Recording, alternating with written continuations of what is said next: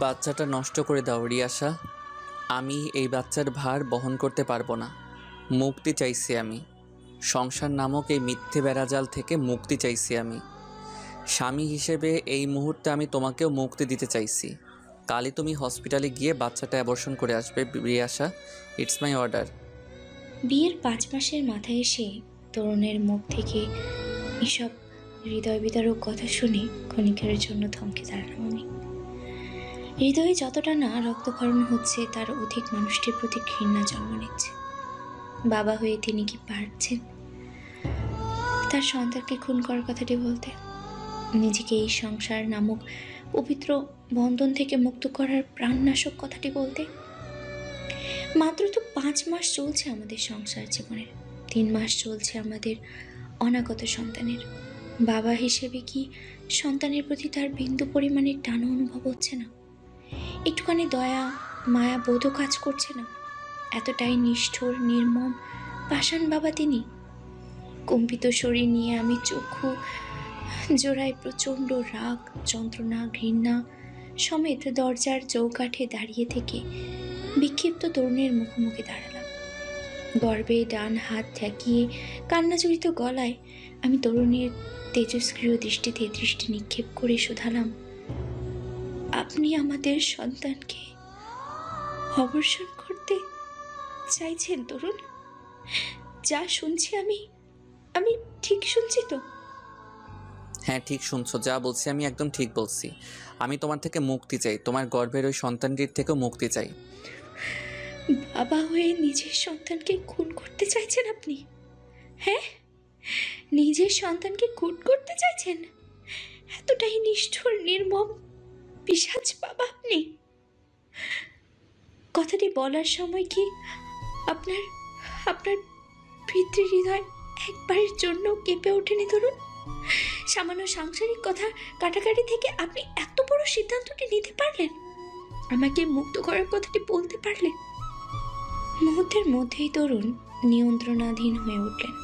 আমার দিকে তেড়ে এসে চোয়াল শক্ত করে জবাবে বললেন, হ্যাঁ পারলাম, সিদ্ধান্তটি আমি নিতে পারলাম। কারণ এই বাচ্চাটিকে আমি চাই না। এই বাচ্চার কারণে সমাজে আমাদের দুর্নাম হতে পারে। তাই সময় থাকতে বাচ্চাটিকে অ্যাবর্শন করতে চাইছি আমি। সমাজে আমার মা বাবার মান সম্মান অক্ষুণ্ণ রাখতে চাইছি। এসব আপনি কি বলছেন তরুণ? কিসের দুর্নামের কথা বলছেন আপনি? আমি তো আপনার কথার আগামাথা কিছুই বুঝতে পারছি না তরুণ। প্লিজ যা বলার ক্লিয়ারলি বলুন। তুমি কিছু বুঝতে পারছো না, তাই না? তুমি বুঝতে পারছো না বিয়ের পর আমাদের মধ্যে কোনো শারীরিক সম্পর্ক হয়নি। বাচ্চাটিও আমার নয়। এই বাচ্চা হলো তোমার পাপের ফল। মুহূর্তের মধ্যেই দুনিয়া অন্ধকার হয়ে গেল আমার। শরীর বেয়ে তরতরিয়ে ঘাম গড়াতে শুরু করলো। সামনে দাঁড়িয়ে থাকা মানুষটিকে মৃত্যু নামক যন্ত্রণার মতোই অধিক যন্ত্রণা তোর মনে হতে লাগলো। ভুল জায়গায় ভুল কথাটি শুনে কিছু মুহূর্তের জন্য নিজেকে দ্বিখণ্ডিত মনে হচ্ছিল। পাল্লা দিয়ে শ্বাস নিঃশ্বাস ভারী হয়ে উঠতেই আমি দাঁতের দাঁত চেপে তরুণের দিকে প্রশ্ন ছুড়ে বললাম, নিজের প্রাক্তন প্রেমিকাকে ফিরে পাওয়ার জন্য আপনি আমার বদনাম করতে চাইছেন, তাই না তরুণ? আমাকে এবং আমার অনাগত সন্তানকে একসাথে মেরে ফেলার প্ল্যানিং করছেন আপনি? কি মনে করেছেন আপনি? কিছু জানি না আমি? কিছু বুঝি না? এতটাই নির্বোধ বোকা আমি? বড় অপুর ননদের সাথে যে আপনার প্রেমের সম্পর্ক ছিল বা এখনো চলছে, তার খবর রাখি না আমি? আপনি যে আমাকে শুধুমাত্র আপনার পরিবারের কথা ভেবে বিয়ে করেছেন, তাও জানি না আমি? নিঃশ্বাসবিহীন মনের সমস্ত জমানো কথাগুলো উগলে আমি ক্ষণিকের মধ্যে শরীরের সম্পূর্ণ শক্তি হারিয়ে মেঝেতে লুটিয়ে পড়লাম। ভাগ্যিস মেঝেতে মাদুর ছিল, নয়তো আমার অনাগত সন্তানের নির্ঘাত একটা ক্ষতি হয়ে যেত। বুকের কোণে জমাট বাঁধা এক অদৃশ্য যন্ত্রণার ছটফট করতে করতে আমি আঁখি পল্লব বুঝে নিতেই দৃষ্টির সীমানায় আমার শাশুড়ি মাকে দেখতে পেলাম। হতবিম্ব দৃষ্টিতে তিনি আঙ্গুল নাচিয়ে যেন কিছু বলছেন আমায়। অদম্য জেদ নিয়ে একই জায়গায় ঠায় দাঁড়িয়ে থাকা তরুণের বুক চাপড়ে তিনি কিছু একটা বলার চেষ্টা করছেন। দিক বেদিক ঠাওর করতে না পেরে আমি শেষবারের মতো তরুণের নিষ্ক্রিয় মুখমণ্ডলের দিকে তাকিয়ে অবলীলায় আঁখি পল্লব বুঝে নিতে বাধ্য হলাম। এরপর আমার সাথে কি ঘটেছে না ঘটেছে সব আমার স্মৃতির ধারণ ক্ষমতার বাইরে ছিল। জ্ঞান ফিরে আসতে নিজেকে অনাকাঙ্ক্ষিতভাবে আমার বাবের বাড়িতে আবিষ্কার করি। যন্ত্রটায় জীর্ণ শীর্ণ নেত্রযুগল যেন কিছুতেই সম্পূর্ণ মেলে ধরতে পারছি না আমি। মনে হচ্ছে যেন শরীরের সমস্ত ইন্দ্রিয় শক্তি লোপ পেয়ে আমার শারীরিক ক্রমাগত দুর্বল করে তুলেছে। অত্যাধিক যন্ত্রণা শরীরটিকে পাকাপোক্তভাবে কাবু করে তুলেছে। দেহের যাবতীয় দুর্বলতাকে যথেষ্ট সামলিয়ে আমি কপালে বা হাতে ঠেকিয়ে অর্ধগোলা দৃষ্টিতে আশেপাশে তাকাতেই হঠাৎ চমকে উঠলাম। টিমটিমে ডিম লাইটের আলোয় বেষ্টিত বদ্ধ ঘরে আমি অপ্রত্যাশিতভাবেই বিষণ্ণ ভঙ্গিতে দাঁড়িয়ে থাকা রাফায়েত ভাইকে দেখতে পেলাম। বাবার খুব ঘনিষ্ঠ একজন বন্ধুর ছেলে রাফায়েত ভাই। আঙ্কেলের মৃত্যুর পর থেকে দীর্ঘ 10 বছর যাবৎ রাফায়েত ভাই আমাদের বাড়িতে থেকে খেয়ে পড়াশোনা করে মানুষ হয়েছে। অনার্স কমপ্লিট হবার পর ভাইয়া যখন চাকরির সন্ধানে বিভিন্ন ছোট বড় অফিসে ঘোরাঘুরি করেও ভালো মনের কোনো চাকরি ব্যবস্থা করতে পারছিলেন না, তখন আমার বাবা একজন কাছের বন্ধুর সুপারিশে তাৎক্ষণিক বাবা রাফায়েত ভাইকে লন্ডন পাঠিয়ে দেন। লন্ডনে বাবার সেই বন্ধুটির একটি ছোটোখাটো সেন্ট্রাল হাসপাতাল রয়েছিল, সেখানেই রাফায়েত ভাই অ্যাসিস্ট্যান্ট ম্যানেজার হিসেবে কাজ করতেন। সেই যে দীর্ঘ 2 বছর আগে রাফায়েত ভাইয়ের সাথে দেখা হয়েছিল, আজ আবার দীর্ঘ 2 বছর পর অকল্পনীয়ভাবে এই মানুষের সাথে দেখা হয়ে গেল।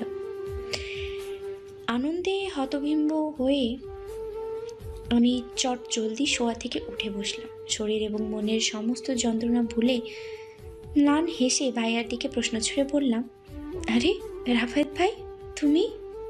বুকে 2 হাত গুজে নিমগ্ন দৃষ্টিতে রাফায়েত ভাই আমার দিকে তাকিয়ে রইলেন। দৃষ্টিতে অপার বেদনার ছাপ ফুটে উঠেছেন লোকটির, যা আমি দূর থেকে বেশ আন্দাজ করতে পারছি। তবে সেই অব্যক্ত বেদনার কারণ আমি আন্দাজ করতে পারছি না।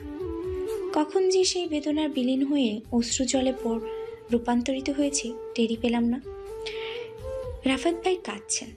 হ্যাঁ, তিনি নিঃশব্দেই কেঁদে চলেছেন। মেয়ে মানুষের মতো তারও চোখের কুঠোর বেয়ে টুপ করে অশ্রুকণা বেয়ে থুতনি অবধি গড়িয়ে পড়ছে। ছেলেদের এত সহজে কখনো কাঁদতে দেখিনি আমি। উৎসাহী মন যেন ক্রমাগত উচাটন হয়ে উঠল।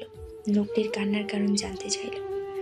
অতি অনিশ্চিত হয়ে আমি নিরলস দৃষ্টিতে লোকটির দিকে তাকিয়ে গলা খাকারি দিয়ে বললাম,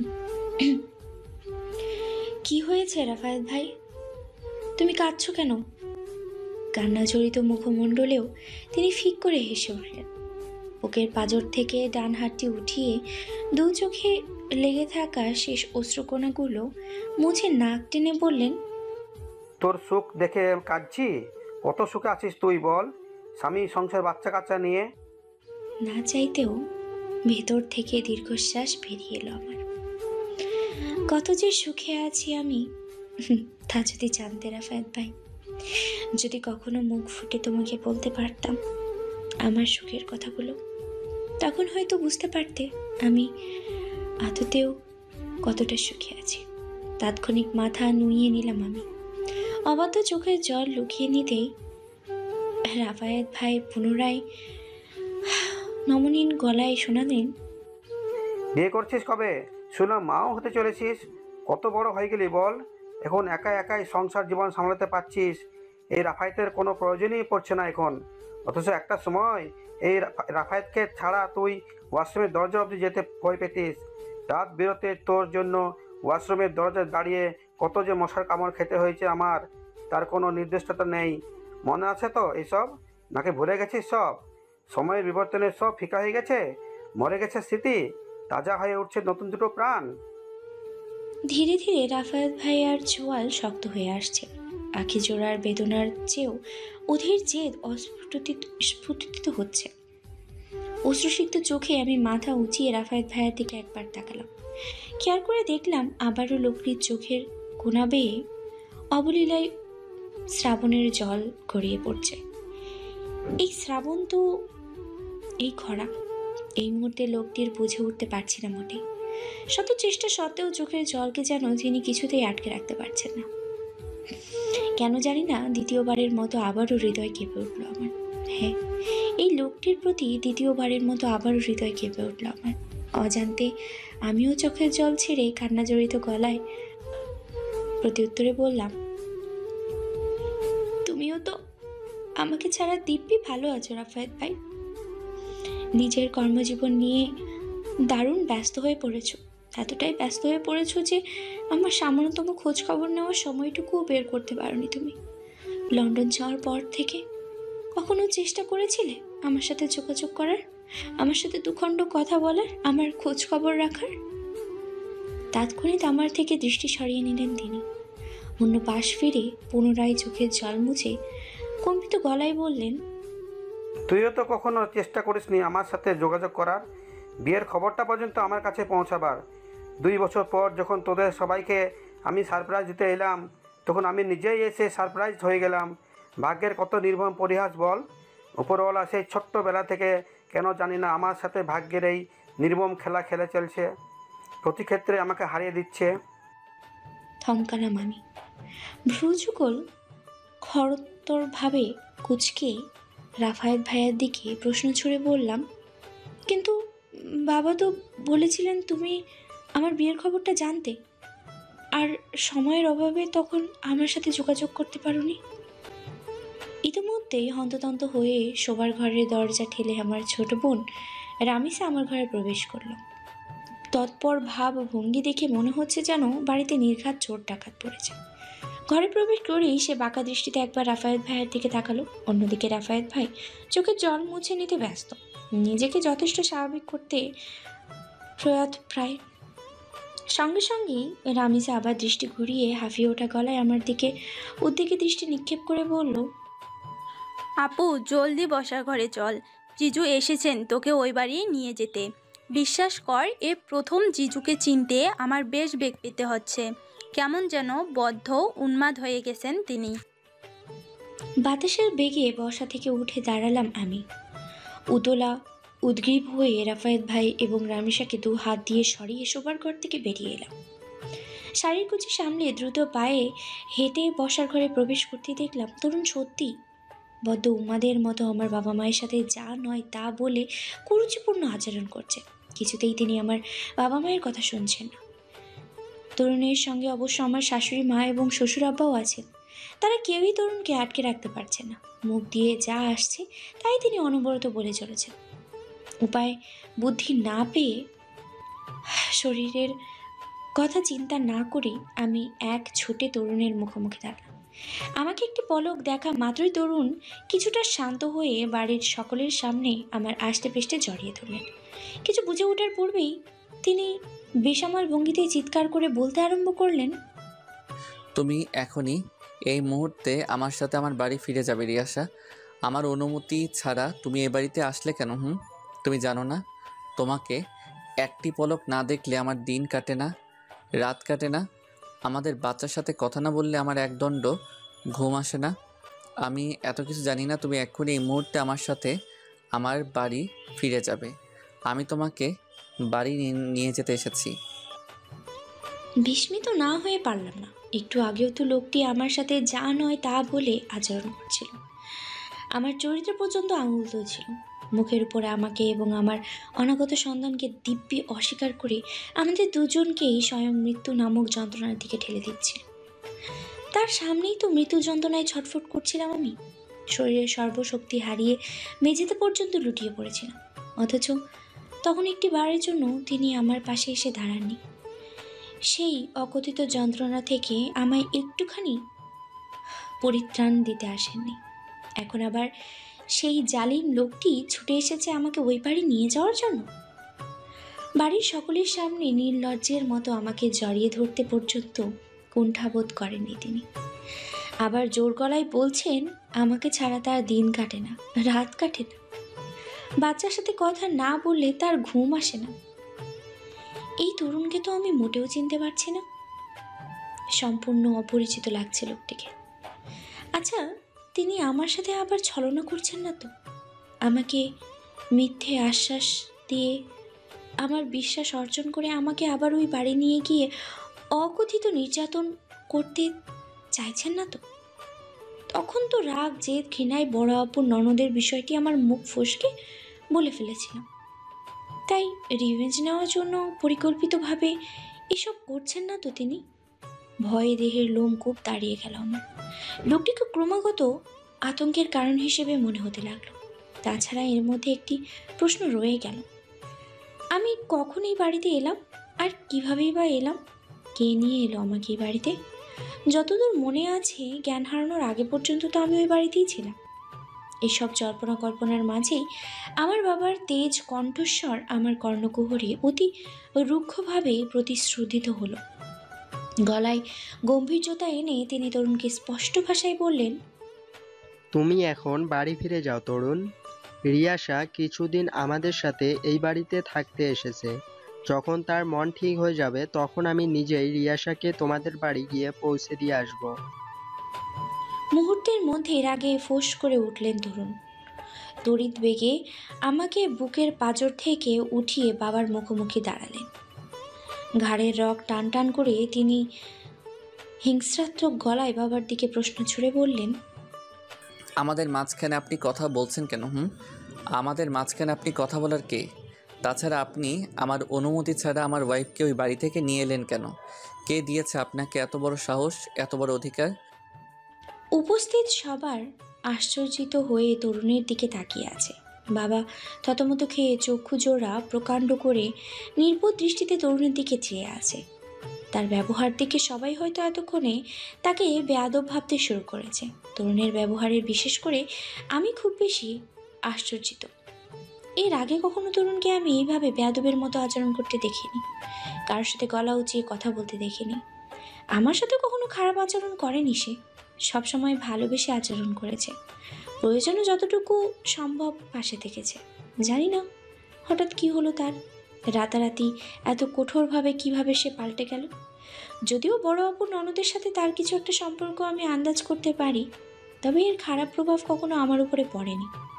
যদিও জানি না তাদের সম্পর্কটা আদতে একতরফা নাকি দুতরফা। আন্দাজের বশে আমি একটু বেশি ভেবে ফেলেছি না তো? তবে এসবের মধ্যে একটা জিনিস ক্লিয়ার হয়ে গেল, আমার বাবাই আমাকে ওই বাড়ি থেকে এই বাড়ি নিয়ে এসেছিলেন। হয়তো শাশুড়ি মা কল করে বলেছিলেন তাই। তরুণের রাগের পরিমাণ বেগতিক বাড়তে লাগলো। রাগে এক প্রকার বিষধর সাপের মতো গঙিয়ে উঠছে সে। বাবা এবার রেগে ফোঁস করে উঠলেন, দাঁতে দাঁত চেপে রুড়ো গলায়। তরুণকে কিছু বলার পূর্বেই আমার শ্বশুর আব্বা তরুণের বুকে হাত রেখে কান্নাজড়িত গলায় বললেন, শান্ত হ তরুণ, প্লিজ শান্ত হ। বড়দের সাথে এভাবে আচরণ করতে নেই বাবা। তোর শ্বশুর বাবা তো বলেছে কিছুদিন পর তিনি নিজেই রিয়াসাকে আমাদের বাড়িতে রেখে আসবেন। বিশ্বাস কর, তোকে ছেড়ে রিয়াসা কোথাও যাবে না। এইবার অন্তত রিয়াসা তোকে ছেড়ে কোথাও যাবে না। প্লিজ বাবা, তুই শান্ত হ প্লিজ। তরুণ এখনও তার জেদে অনড়। তার বর্তমান একরোখা ভাব ভঙ্গি দেখে মনে হচ্ছে না শ্বশুর বাবার কথা সে আদতে কানে তুলেছে বলে। হুট করেই শ্বশুর বাবাকে ডিঙ্গিয়ে তিনি পুনরায় আমার মুখোমুখি দাঁড়ালেন। রক্তিম আঁখি জোড়ায় আকস্মিক আমার হাত দুখানা চেপে ধরে নিমতি স্বরে বললেন, তুমি আমাকে ছেড়ে কোথাও যেও না রিয়াসা, প্লিজ কোথাও যেও না। খুব ভালোবাসি আমি তোমাকে। শুধু তাই নয়, আমাদের বাচ্চাকেও আমি ভীষণ ভালোবাসি। তোমাদের দুজনকে ছাড়া আমি অচল প্রায়। প্লিজ তুমি আমার সাথে এবার বাড়ি ফিরে চলো। তোমাদের দুজনকে ছাড়া আমার এক মুহূর্ত ভালো লাগে না রিয়াসা। দম বন্ধ লাগে, মরে যেতে ইচ্ছে করে। রাগটা যেন চট করে মাথায় চড়ে বসলো আমার। নিয়ন্ত্রণাধীন হয়ে আমি রাগান্বিত মুখমণ্ডলে চোয়াল শক্ত করে প্রতি উত্তরে তরুণকে বললাম, নাটক করতে এসেছো তুমি আমার সাথে, না? নাটক করতে এসেছো? একটু আগেই তো আমাকে এবং আমার অনাগত সন্তানকে মেরে ফেলার প্ল্যানিং করছিলে তুমি। এখন আবার ভালো স্বামী সাজার অভিনয় করতে এসেছো? আমাকে এবং আমার পরিবারকে বোকা বানাতে এসেছো? কিয়ৎক্ষণের মধ্যেই তরুণ চমকে উঠলেন। তাৎক্ষণিক তিনি মুখমণ্ডলের নির্বোধ ছাপ ফুটিয়ে তুললেন। ভ্রুযুগল অবিলম্বে কুঁচকে তিনি আমার দিকে প্রশ্ন ছুড়ে বললেন, কি বললে তুমি? আমি তোমাদের মেরে ফেলার প্ল্যানিং করছিলাম? হ্যাঁ করেছিলেন।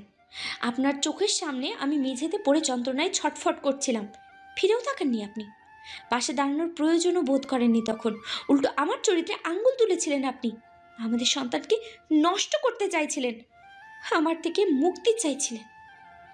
সঙ্গে সঙ্গে তরুণ আমার হাতের শক্ত বাঁধনটি ছেড়ে দিলেন। দু চোখে টলমল জল নিয়ে তিনি নিচু গলায় আমার দিকে প্রশ্ন ছুড়ে বললেন, আমি সত্যি এসব বলেছিলাম তোমাকে?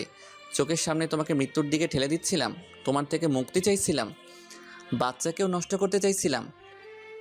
হিচকি তুলে কেঁদে আমি চিৎকার করে বললাম, হ্যাঁ চাইছিলেন, আমাদের দুজনকে প্রাণে মেরে ফেলতে চাইছিলেন আপনি। এর কারণ আমার জানা আছে। বড় আপু ননদের সাথে যে আপনার প্রেমের সম্পর্ক আছে, তাই আপনি আমাকে আর আমার সন্তানকে মেরে ফেলতে চাইছিলেন। এখন আবার আসছেন আমাকে ওই বাড়ি নিয়ে গিয়ে আমার সাথে দ্বিগুণ অত্যাচার করতে, আপনার নষ্টামির কাহিনী ধামাচাপা দিতে।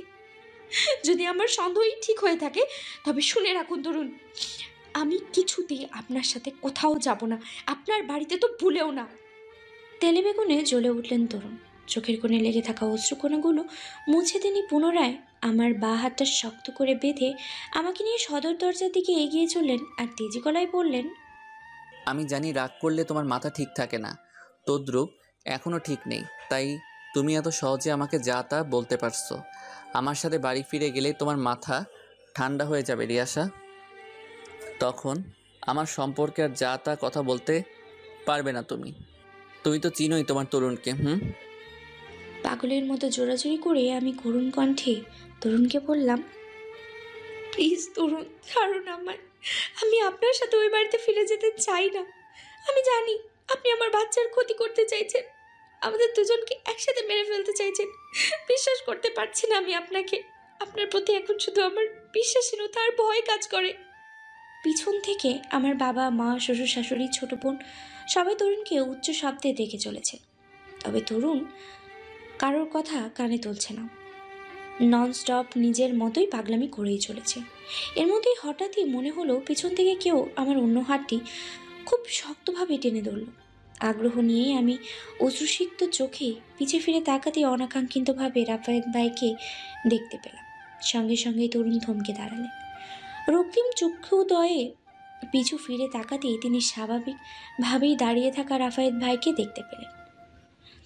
একই সঙ্গে দুজনের দৃষ্টি মিলে যেতেই রাফায়েত ভাই দাঁতে দাঁত চেপে তরুণকে বললেন, রিয়াসা আপনার সাথে কোথাও যাবে না, ছেড়ে দিন ওর হাতটা। তরুণ গর্জে উঠলেন। তীক্ষ্ণ গলায় রাফায়েত ভাইয়ের দিকে প্রশ্ন ছুড়ে বললেন, তুই কে? হ্যাঁ, আমাকে বাধা দেওয়ার তুই কে?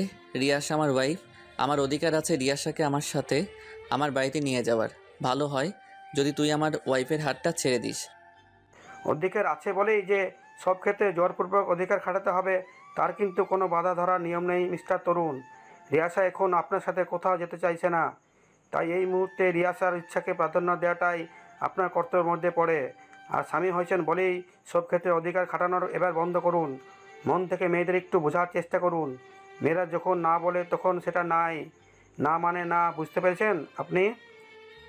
তুই যেই হোস না কেন, তোকে আমি রিকোয়েস্ট করে বলছি আমাদের সাংসারিক ব্যাপারে নাক গলাতে আসিস না প্লিজ। এখানে যা হচ্ছে সবটাই আমাদের স্বামী স্ত্রীর মধ্যকার ব্যক্তিগত বিষয়। রাফায়েত ভাই ক্ষিপ্ত হয়ে উঠলেন। হেঁচকা টানে তরুণের হাত থেকে আমার হাতটা ছাড়িয়ে তরুণের মুখোমুখি দাঁড়ালেন।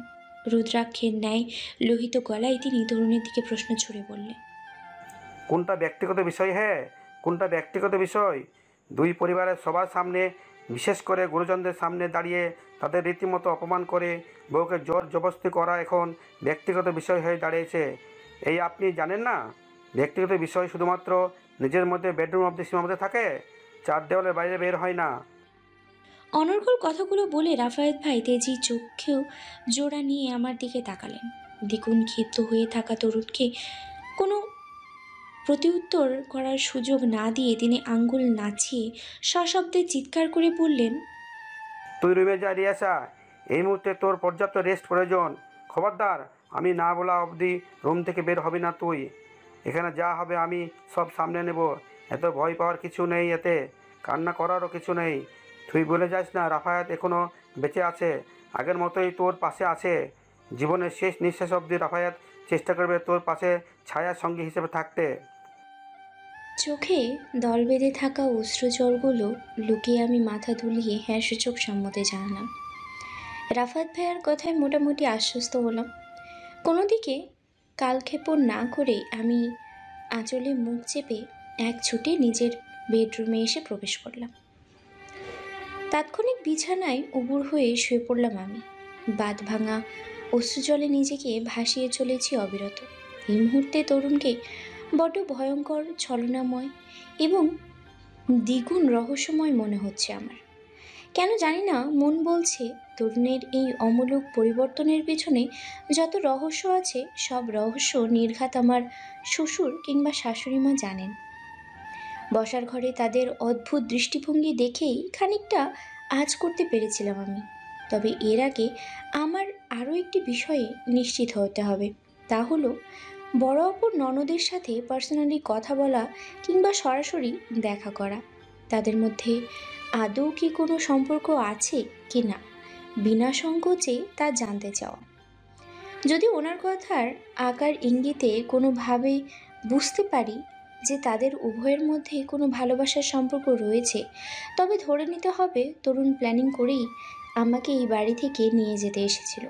সঠিক জায়গায় সত্য কথাটি বলার অপরাধে আমাকে শারীরিক এবং মানসিকভাবে নির্যাতন করার জন্য। শরীর ক্রমাগত নিস্তেজ হয়ে আসছিল আমার। অতিরিক্ত কান্নার প্রভাবে আখিজোড়া জ্বালাপোড়া করতে আরম্ভ করলো। গলা শুকিয়ে শুকনো কাঠে পরিণত হলো। ক্ষুধা মন্দা বৃদ্ধি পেয়ে শরীরটিকে অত্যাধিক দুর্বল করে তুলেছিল। সব মিলিয়ে অবস্থা আমার শোচনীয়।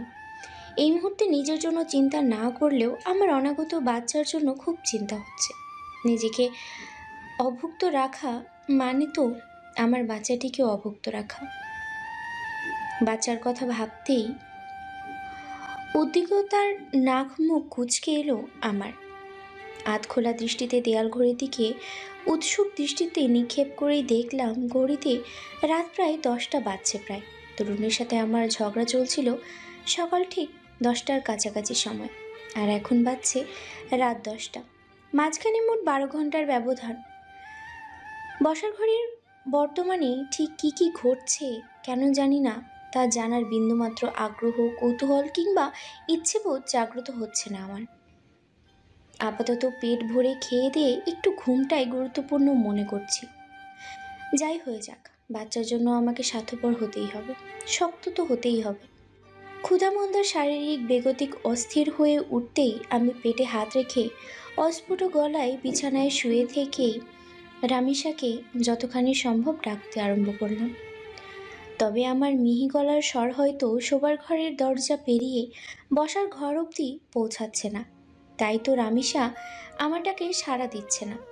জানি না এই মুহূর্তে বসার ঘরে ঠিক কী পরিমাণ জলোচ্ছ্বাস হচ্ছে। আদতে দুই পরিবারের মধ্যে সব ঠিক আছে কি না তাও জানি না আমি। তবে খিদের তাড়নায় ছটফট করতে করতে এক পর্যায়ে আমি ঘুমিয়ে পড়লাম। সেই ঘুম ভাঙল আমার মাথায় কারোর আলতো হাতের স্পর্শে। কেউ অতি যত্নে আদরে ভালোবেসে আমার মাথায় হাত বুলিয়ে চলেছে। মন তো চাইছিল তার যত্নে আরও একটু ঘুমিয়ে থাকি, তবে দেহের প্রখর অনুভূতি বোধগুলো অচিরেই আমাকে জাগ্রত করতে বাধ্য করল। কৌতূহল, উচ্ছ্বাস এবং উদ্বিগ্নতা নিয়ে আমি আঁখিপল্লব মেলে ধরতেই দৃষ্টিতে একরাশ মুগ্ধতা নিয়ে বসে থাকা রাফায়েত ভাইকে দেখতে পেলাম। জাগ্রত অবস্থায় আমাকে দেখা মাত্রই রাফায়েত ভাই মগ্নতা কাটিয়ে স্নান হেসে উঠলেন। পুনরায় তিনি আমার মাথায় হাত বুলিয়ে দিতেই আমি তাৎক্ষণিক রাফায়েত ভাইয়ের হাতটি এক ঝটকায় আমার মাথার উপর থেকে সরিয়ে দিলাম।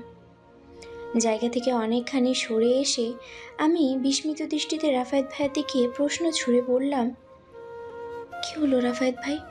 এত রাতে তুমি আমার ঘরে কি করছো? ব্যথিত দৃষ্টিতে রাফায়েত ভাই আমার দিকে তাকালেন। একই দৃষ্টিতে কিয়ৎক্ষণ আমার দিকে তাকিয়ে থেকে তিনি অবিলম্বেই বাড়িয়ে রাখা হাতটি গুটিয়ে নিলেন। তাৎক্ষণিক মাথা নুইয়ে তিনি বুকের মধ্যখানে হাতটি গুছে অপরাধ সূচক গলায় প্রতি উত্তরে বললেন, তোর কিছুর প্রয়োজন আছে কি না জানতে এসেছিলাম। প্রসঙ্গ পাল্টে আমি উৎসাহী গলায় শুধালাম, তরুণ কি চলে গেছে? মাথা উঁচিয়ে রাফায়েত ভাই আমার দিকে তাকালেন। কিঞ্চিত মুহূর্ত মৌন থেকে তিনি বেদনাহত দৃষ্টিতে ম্লান হেসে বললেন, কেন, তরুণকে খুব মিস করছিস? নেত্রকঠোরে একটু একটু করে জল ভরাট হতে লাগলো আমার। সঙ্গে সঙ্গেই চোখের জল ছেড়ে দিলাম আমি। কাতর গলায় প্রতি উত্তরে বললাম, হুম। খুব ভালোবাসিস তরুণকে, তাই না? ভালো না বাসলে হয়তো 5 মাস তার সাথে সংসার করা হতো না। কিন্তু তরুণ তো তোকে ভালোবাসে না। থমকালাম আমি। অশ্রুসিক্ত আঁখি জোড়ার প্রবল উদ্বিগ্নতা নিয়ে শুধালাম, কি বলল ভালোবাসে না? রাফায়েত ভাই ক্রূর হেসে উঠলেন, ব্যগ্র গলায় বললেন, তুই নিজের মুখেই বলেছিলি তরুণের অন্য কারোর সাথে সম্পর্ক আছে। হুম, মন থেকে বলিনি, আন্দাজের বশেই বলেছি। খুব রাগ হচ্ছিল তাই। আর রাগ হলে আমার মাথা ঠিক থাকে না। মুহূর্তের মধ্যেই রাফায়েত ভাইয়ার ঠোঁটের কোণে লেগে থাকা সেই বাঁকা হাসি কোথায় যেন মিলিয়ে গেল। অচিরেই চোয়াল শক্ত হয়ে উঠল।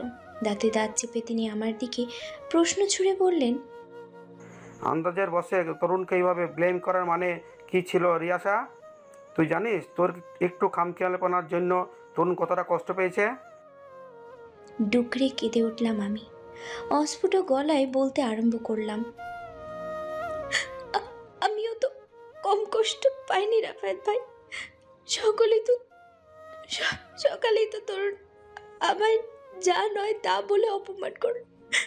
আমাকে এবং সন্তানকে মেরে ফেলার কথা পর্যন্ত বলেছিল।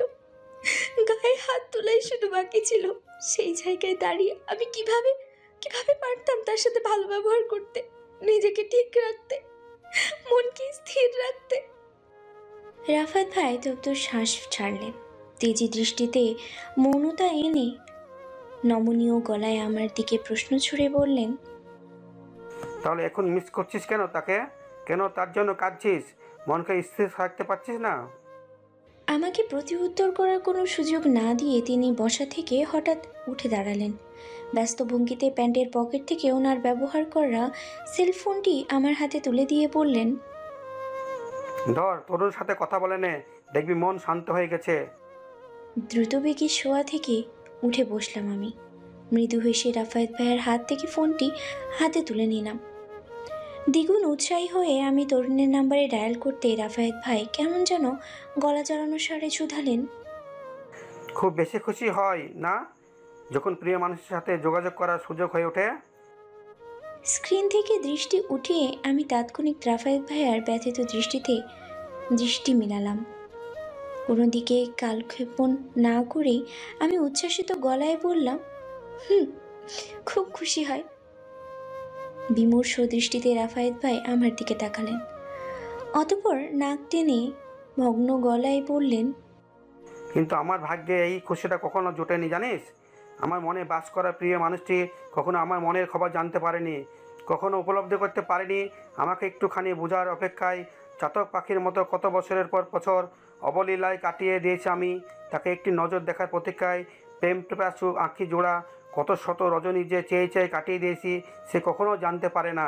তাকে নিয়ে স্বপ্নপুরীতে যে বিশাল রাজ্য গড়েছিলাম আমি, দীর্ঘ 10 বছর ধরে নির্লস পরিশ্রম করার পর জানতে পারলাম এত অধ্যবসায়ের ফলে যে রাজ্য আমি রচিত করেছিলাম সেই রাজ্য সহ রাজ্যের রানীও এখন অন্য কারো হয়ে গেছে। সেই প্রত্যাশিত রাজ্য এখন আর আমার নেই। চোখ বুঝতেই এখন ভয় হয় জানিস। চোখে সহস্র ক্লান্তি ভর করলেও এখন চোখ বুঝতে ভয় হয়। নিজের তৈরি করা রাজ্যে আমি দ্বিতীয় কারো বিচারণ সহ্য করতে পারছি না। হতভম্ব দৃষ্টিতে আমি রাফায়েত ভাইয়ের গভীর শোকাহত দৃষ্টিতে তাকালাম।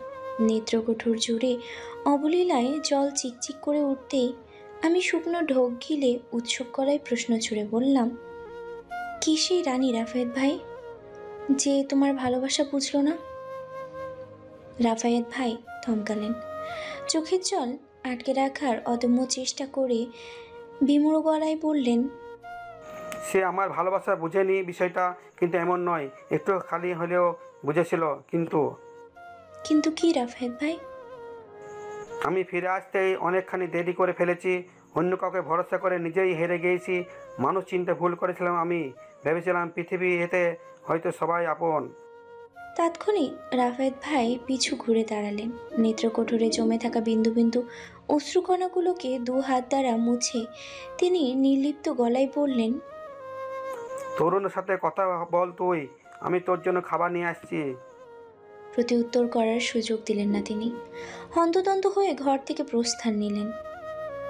নির্লিপ্ত নির্বিকার দৃষ্টিতে কিছুক্ষণ লোকটির যাওয়ার পথে তাকিয়ে রইলাম আমি। কে সেই রানী?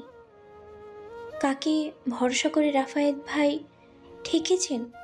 বিষয়গুলো যেন আমার কাছে ধাঁধার মতো মনে হচ্ছিল, যার উত্তর হয়তো আমাকে নিজেই খুঁজে বের করতে হবে। আপাতত বিষয়টি মাথা থেকে ঝেড়ে আমি পুনরায় ফোনের স্ক্রিনের দিকে দৃষ্টি বোধালাম। তরুণের নাম্বারে কল ঢুকতেই ওই পাশ থেকে তরুণ সঙ্গে সঙ্গে কলটি তুলে নিলেন। কম্পিত গলায় তিনি অনর্গল বলতে আরম্ভ করলেন, কে? রিয়াশা? আমি জানতাম তুমি কল করবে, তাই তো তোমার প্রতীক্ষায় এখনও আমি না ঘুমিয়ে জেগে আছি। শুনুন, আমার সাথে নাটক করবেন না, একদম না। এই বাড়িতে আসার পর থেকেই আপনি আমার সাথে ক্রমাগত নাটক করে আসছেন। এতই যেহেতু ভালোবাসেন আমাকে, তাহলে সকালে আমার সাথে এমন ব্যবহার আচরণ করলেন কেন? কেন বললেন আমাদের বাচ্চাটাকে নষ্ট করে দিতে, আমাকে মুক্তি দিতে? বাচ্চাটা আপনার নয়, বাচ্চাটা আমার পাপের ফল। বিশ্বাস করো রিয়াশা, সকালে আমি তোমার সাথে কীরূপ ব্যবহার করেছি, তোমাকে কতটা হার্ট করেছি, কী থেকে কী বলেছি কিছুই মনে নেই আমার। জ্ঞান তো আমি তোমার সাথে কখনো খারাপ ব্যবহার করতে পারি না রিয়াশা, আমার দ্বারা তা কখনোই সম্ভব না। তুমি তো আমাকে চিনোই রিয়াশা, 2 বছর সম্পর্কের পর আমরা ভালোবেসে বিয়ে করেছি। এত বছরেও তুমি আমাকে চিনতে পারোনি বলো? এক সেকেন্ড, এক সেকেন্ড। 2 বছর সম্পর্কের পর আমরা বিয়ে করেছি মানে? কি বলতে চাইছেন আপনি? বিয়ের আগে তো আমাদের মধ্যে কোনো প্রেমের সম্পর্ক ছিল না, আমাদের তো অ্যারেঞ্জ ম্যারেজ ছিল। সঙ্গে সঙ্গেই তরুণ অতিরিক্ত চটে বসলেন। নমনীয় কণ্ঠনালীতে টলটম্বুর জেদ ফুটিয়ে উচ্চ আওয়াজে বললেন, এই পাগল হয়ে গেছো তুমি? হ্যাঁ, পাগল হয়ে গেছো, ভুলে গেছো সেই 2 বছর আগেও আমরা প্রেমিক প্রেমিকা ছিলাম। অনেক সংগ্রামের পর আমরা এক হয়েছি, 2 পরিবারের সবাইকে বিয়েতে রাজি করিয়েছি। এখন তো মনে হচ্ছে তুমি আমার সাথে অভিনয় করছো, প্রতারণা করছো তুমি আমার সাথে, আমাকে বাড়ির সবার চোখে খারাপ এবং হীন প্রমাণ করার চেষ্টা করছো। হতভম্ব আমি, নিস্তব্ধ নির্বিকার নির্লিপ্ত। কি বলছেন? কি সব? তার সাথে আমার দীর্ঘ 2 বছর প্রেমের সম্পর্ক ছিল মানে? অনেক সংগ্রামের পর আমরা বিয়ে করেছি মানে? ও আল্লাহ, কি হচ্ছেটা কি এসব? এসবের কিছুই তো আমার মাথায় ঢুকছে না। লোকটা নিজেও তো পাগল হচ্ছেই, সাথে আমাকেও পাগল বানিয়ে ছাড়ছে। ইতিমধ্যেই তরুণের তেজি কণ্ঠস্বর আমার অপ্রতুল ভাবনা চিন্তার ব্যাঘাত ঘটালো। উচ্চ আওয়াজে চিৎকার করে তিনি পুনরায় শুধালেন, কি হলো? এখন কথা বলছো না কেন? কথা বলছো না কেন? আমাকে সবার চোখে খারাপ প্রমাণ করতে চাইছো তুমি, তাই তো? কি ভেবেছো তুমি সবার চোখে খারাপ প্রমাণ করলেই আমি তোমাকে ছেড়ে দিব? এত সহজ আমার থেকে মুক্তি পাওয়া, আমার বাচ্চাকে আমার কাছ থেকে ছিনিয়ে নেওয়া? ওই রাফায়াত না টাফায়াত, তার সাথে তুমি নতুন করে সংসার বাঁধার স্বপ্ন দেখছো না তো? তুমি তাকে বিয়ে করতে চাইছো তুমি? আর নয়। এই পর্যায়ে এসে লোকটিকে আর এক রক্তি সহ্য করা সম্ভব হচ্ছে না আমার পক্ষে। সব ঠিক ছিল, তবে মাঝখান থেকে লোকটি রাফায়েত ভাইয়ের বিষয়টি টেনে এনে আমাকে অত্যাধিক রাগিয়ে দিল। শ্রদ্ধা করি আমি রাফায়েত ভাইকে, যতটুকু প্রয়োজন ঠিক ততটুকুই সম্মান করি। অতীতে ওনার প্রতি আমার সেই সুখকর অনুভূতিগুলো কাজ করত, এখন আর সে অনুভূতিগুলো কাজ করে না। এখন আমি বিবাহিত, তরুণের সন্তান আমার গর্বে বেড়ে উঠছে। সেই জায়গা থেকে তরুণের একদমই ঠিক হয়নি আমাদের সাংসারিক সমস্যার মধ্যেখানে নির্দোষ রিফায়েত ভাইকে অযথা টেনে আনা। জবান এবার খুলতে হবে আমার। তরুণকে কয়েকটা কড়া কথা শুনিয়ে তবেই মনকে শান্ত করতে হবে আমার। ভাবনা চিন্তা ভেঙে আমি অশান্ত দৃষ্টিতে ক্রোধ জড়ো করলাম। রোরো গলায় প্রতি উত্তরে বললাম, মুখ সামলে কথা বলুন তরুণ, এবার কিন্তু আপনি আপনার সীমা লঙ্ঘন করছেন। কতটুকু জানেন আপনি আমার সম্বন্ধে? হ্যাঁ, আমার রাফায়েত ভাই সম্বন্ধে? আমরা দুজনই দুজনের বিবেকের কাছে যথেষ্ট স্বচ্ছ। আমাদের মধ্যে এমন কোনো রসালো সম্পর্ক তৈরি হয়ে ওঠেনি যে আপনি আমাদের মাঝখানে অকারণেই রাফায়েত ভাইকে টেনে হেঁচড়ে আনছেন। এখন আমি বলতে বাধ্য হচ্ছি যে আপনার কুরুচিপূর্ণ ব্যবহারের জন্যই রাফায়েত ভাই বাধ্য হয়েছিল আপনার সাথে রূঢ় আচরণ করতে, গলা উঁচিয়ে আমার সাথে কথা বলতে। আপনি নিজের দোষেই নিজের সম্মান হারিয়েছেন। বাড়ির সকলের সামনে আপনার নিজ মন মানসিকতার জন্যই আপনি সকলের চোখে খারাপ হয়েছেন। স্বার্থে ব্যাঘাত লেগেছে বলেই এখন আপনি আমার রাফায়েত ভাইয়ের সম্পর্কে যা নয় তাই বলছেন। আপনার সাথে ছলনার আশ্রয় নেওয়ার তো দূর, আপনার সাথে এখন সংসার করাই আমার পক্ষে অসম্ভব হয়ে দাঁড়িয়েছে। পাগল হয়ে গেছেন আপনি, বুঝেছেন? মেন্টালি সিক আপনি, সিক। রাগে ফোঁস করে উঠলেন তরুণ, ঠিক বিষধর জঙ্গলি সাপেদের ন্যায়। আমার কথা সম্পূর্ণ শেষ হতেই তরুণ হিংস্র বাঘের ন্যায় আর্তনাদ করে কিছু বলার পূর্বেই আমি ঠাস করে কলটি কেটে দিলাম। এর মধ্যে হঠাৎ রাফায়েত ভাই খাবারের থালা হাতে নিয়ে ধীর পায়ে হেঁটে আমার ঘরে প্রবেশ করলেন। রাফায়েত ভাইকে দেখা মাত্রই আমি হিঁচকে তুললাম, বিছানা চাদর খামচে ধরে ডুকরে কেঁদে উঠলাম। তোর পাগল হয়ে গেছে রাফায়েত ভাই, আমার মন বলছে তোর পাগল হয়ে গেছে। তাই যা তা ব্যবহার করছে আমার সাথে। আগে কখনো তরুণ আমার সাথে এমন খারাপ ব্যবহার করেনি রাফায়েত ভাই, তরুণ সত্যি পাগল হয়ে গেছে। মুহূর্তের মধ্যেই উদ্বিগ্ন হয়ে উঠলেন রাফায়েত ভাই। ব্যতিব্যস্ত ভঙ্গিতে তিনি খাবারের থালিটি ডেস্কের উপরে রেখে তড়িৎ বেগে আমার পাশে এসে বসলেন। অস্থির চক্ষু জোড়ায় তিনি অপার শস্কা নিয়ে ভগ্ন গলায় বললেন, কি হয়েছে? তরুণ আবারও তোর সাথে খারাপ ব্যবহার করেছে? হিচকি তুলে কেঁদে উঠলাম আমি। মাথা নুয়ে কান্না জড়িত গলায় বললাম, হ্যাঁ রাফায়েত ভাই, তরুণ আবারও আমার সাথে খারাপ ব্যবহার করেছে। আবারও নিজের নিজ মন মানসিকতার পরিচয় দিচ্ছে, যা নয় তাই বলে চলেছে। আর সহ্য হচ্ছে না এসব, আমার তিক্ত হয়ে উঠেছে। রাফায়েত ভাই দ্বিগুণ চিন্তিত হয়ে উঠলেন। আমার মুখের দিকে খানিক ঝুঁকে এসে তিনি সান্ত্বনার সূচক গলায় বললেন, শান্ত হ তুই, প্লিজ শান্ত হ। এভাবে কান্নাকাটি করলে সমস্যা কখনো সমাধান হবে না। আই থিঙ্ক তরুণ মানসিকভাবে কোনো কারণে পেরেশানিতে ভুগছে। অফিসের কাজকর্ম নিয়ে হয়তো ফ্রাস্ট্রেটেড হয়ে গেছে। মাঝে মাঝে এমন হয়, মানসিক অবসন্নতায় ভুগলে এমন বিধ্বস্ত অবস্থা হয়। তুই বিষয়টাকে এত জটিলভাবে না দেখে স্বাভাবিকভাবেও ভেবে নিতে পারিস। কিছুদিন সময় দিয়ে নিজেদের, দেখবি সব ঠিকঠাক হয়ে গেছে। সংসার জীবনে এমন অনেক টুকটাক মনোমালিন্য হয়েই থাকে, তবে ধৈর্য ধরে সব পরিস্থিতি সামলে নেওয়া হলো প্রকৃত স্বামী স্ত্রীর সম্পর্ক। মাথা উঁচিয়ে আমি নিমগ্ন দৃষ্টিতে রাফায়েত ভাইয়ের দিকে তাকালাম। কান্না থামিয়ে কিছুটা শান্ত হয়ে এলাম, কিন্তু বেশিক্ষণ সেই শান্ত ভাব বজায় রাখতে পারলাম না। আমি পুনরায় ডুকরে কেঁদে ধরলাম, তুমি আমায় মিথ্যে সান্ত্বনা দিচ্ছ রাফায়েত ভাই, তরুণের পক্ষ নিয়ে কথা বলছো। এখন বুঝি আমি তোমার বড় হয়ে গেলাম, তরুণ এত আপন হয়ে গেল। ফিক করে হেসে উঠলেন রাফায়েত ভাই। অশান্ত দৃষ্টি আমার মুহূর্তের মধ্যেই শান্ত হয়ে উঠল। কি অপূর্ব লোকটির হাসি, কেমন যেন স্নিগ্ধময়, মোহময়, নিমগ্নতার ভরপুর। হাঁ করে পলকহীন দৃষ্টিতে তাকিয়ে থাকার মতো মোহিত। গাল দুটো কেমন যেন দুদিকে নেচে নেচে উঠছে, ভ্রুযুগল কিঞ্চিত প্রসারিত হয়ে উঠছে। লাইটের তির্যক আলোতে শুভ্রমুখের আদলটি সমগ্র মুখমণ্ডল জুড়ে লাল আভা ছড়াচ্ছে। নিচের ঠোঁটের ঠিক মাঝখানে থাকা কৃষ্ণ রঙের তিলটিও দ্বিগুণ ব্লাশ করে উঠছে। রেশমি চুলগুলো উন্মুক্ত জানালা দিয়ে আসা মাঝ রাতের স্নিগ্ধ এবং কোমলময়ী বাতাসের প্রভাবে বিশৃঙ্খলভাবে হেলে দুলে উঠছে। দেখতে অমায়িক সৌন্দর্যের অধিকারী লাগছে। দৃষ্টিতে অপার মুগ্ধতা ভর করে উঠতেই আমি তাৎক্ষণিক দৃষ্টি নুইয়ে নিলাম।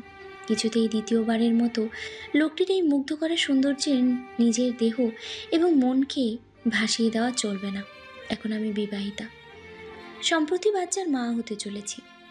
এই চিরন্তর সত্যগুলোই এখন আমার মাথায় রাখতে হবে। এর বাইরে সব অতীত কিংবা কিছু মুহূর্তের জন্য আকর্ষণীয় সত্যগুলোকেও আমার তুচ্ছ জ্ঞান করতে হবে। হাসি থামালেন রাফায়েত ভাই। ডেস্কের উপর থেকে খাবারের থালিটি নিঃশব্দে হাতে তুলে নিলেন। তাৎক্ষণিক থালাটি আমার হাতে ধরিয়ে দিলে তিনি হাসি উজ্জ্বল গলায় বললেন, খাবারটা আগে খেয়ে নে, এরপর না হয় খুব সময় নিয়ে আমার উপর যত অভিযোগ আছে সব এক এক করে বলবি। বিশেষ কর, সব মনোযোগ দিয়ে শুনবো আমি, একটুও বিরক্তবোধ হব না। খাবারের প্লেটটি হাতে তুলে নিলাম আমি। মাথা নুইয়েই নিম্ন আওয়াজে রাফায়েত ভাইকে শুধালাম, তুমি খেয়েছিলে? না, কয়েকদিন যাবৎ ডায়েটে আছি, রাতে খুব কম সময় খাওয়া হয়। তুই খেয়ে নে, দেখেই বোঝা যাচ্ছে খুব ক্ষুধার্ত তুই। চোখ মুখ কেমন চুপসে গেছে, নিরাগ নিরাগ দেখাচ্ছে। এই সময় খাওয়া দাওয়ার প্রতি অধিক যত্নশীল হতে হয়। পুষ্টিজাতীয় খাবার খুব বেশি বেশি করে খেতে হয়, তাই তোকেও এক্ষেত্রে যথেষ্ট যত্নশীল হতে হবে। মাথা উঁচিয়ে আমি অপলক দৃষ্টিতে রাফায়েত ভাইয়ের দিকে তাকালাম। অতঃপর ম্লান হেসে বললাম, তুমি এখনো ঠিক আগের মতোই রয়ে গেছো রাফায়েত ভাই। ছি, আগের মতোই বিনা কারণে এখনো আমাকে গাইড করেই চলেছ। বিনা স্বার্থে আমার ভালো মন্দের খেয়াল রাখছো, কত যত্ন নিচ্ছ আমার, বলো। তুমি কি কখনো বদলাবে না রাফায়েত ভাই? সবসময় ঠিক এরকমই থাকবে? স্তব্ধ শ্বাস ছাড়লেন রাফায়েত ভাই। তাৎক্ষণিক আমার পাশ থেকে উঠেই সোজা দাঁড়িয়ে পড়লেন। মাথা নুইয়ে তিনি প্যান্টের পকেটে 2 হাত গুজে নিচু গলায় শুধালেন, বদলে গেলে কি খুব খুশি হবি তুই? তখন সহ্য করতে পারবি তো আমার হঠাৎ এই বদলে যাওয়া? তখন কিন্তু সহ্য করতে পারবি না, হৃদয় পুড়ে ছাড়খাড় হয়ে যাবে। কাছের মানুষদের হঠাৎ পরিবর্তন কিন্তু মেনে নেওয়া খুব বেশি একটা সম্ভব নয়। এর চেয়ে মৃত্যুকে মেনে নেওয়া হয়তো খুব বেশি সহজ। যেমন তরুণের হঠাৎ পরিবর্তনও তুই সহ্য করতে পারছিস না। দ্রুত বেগে জায়গা থেকে প্রস্থান নিলেন রাফায়েত ভাই। দরজার সন্নিকটে যেতেই তিনি হঠাৎ হাঁটার গতি থামিয়ে দিলেন। মাথাটা খানিক পেছনের দিকে ঘুরিয়ে তিনি অস্ফুট দৃষ্টিতে আমার দিকে তাকালেন। অতঃপর প্যান্টের পকেট থেকে ডান হাতটি উঠিয়ে তিনি চিবুকের কাছে হাতটি রেখে গলাটা খানিক ঝেড়ে নিলেন। তারপর অস্ফুট কণ্ঠে আমায় লক্ষ্য করে বললেন, খাবারটা খেয়ে তাড়াতাড়ি ঘুমিয়ে পড়, বেশি রাত অবধি জাগিস না, কিন্তু শরীর দুর্বল হয়ে যেতে পারে। সকালে আবার আমাদের দেখা হচ্ছে, কথা হচ্ছে। Good night.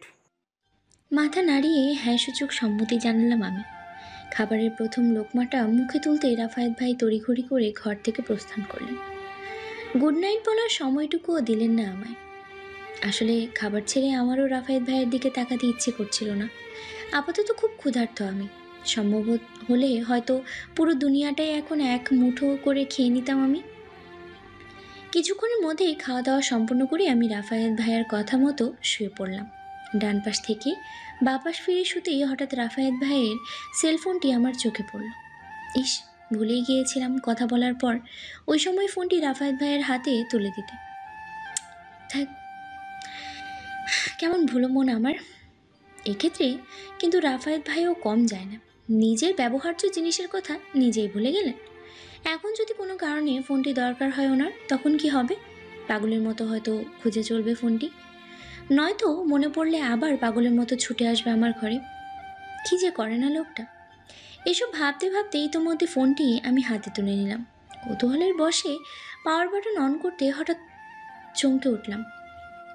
স্ক্রিনের ওয়ালপেপারে আজ থেকে প্রায় 3 বছর আগে তোলা আমার এবং রাফায়েত ভাইয়ের একটি হাস্যকর সেলফি স্ক্রিনে জুড়ে জ্বলজ্বল করছে। একটু আগেও ওয়ালপেপারের দিকে খেয়াল ছিল না আমার। আমি তো তখন ফোনের কল লগ অবধি সীমাবদ্ধ ছিলাম। এখন হঠাৎ পাওয়া বাটনটা অন করতেই ছবিটি চোখে পড়ল। কিন্তু কেন? আমার ছবি রাফায়েত ভাইয়ের ওয়ালপেপারে কেন? তাও আবার সেই 3 বছর আগের ছবি। এখন শুধুমাত্র ভোর হবার অপেক্ষা। ভোরের দিকে দেখা হলেই ভাইয়াকে আমি জিজ্ঞেস করব, আমার ছবি কেন ভাইয়ার ওয়ালপেপারে? ভোর পেরিয়ে সকাল প্রায় 10টা বাচ্চা আমার হাত ঘড়িতে। আমি এখন রাফায়েত ভাইয়ের সাথে একই রিকশায় বসে আছি। দুজনেই মধ্যখানে 2 থেকে 3 ইঞ্চি ব্যবধান রয়েছে। গা ঘেঁষাঘাসির মতো অবস্থা নয়।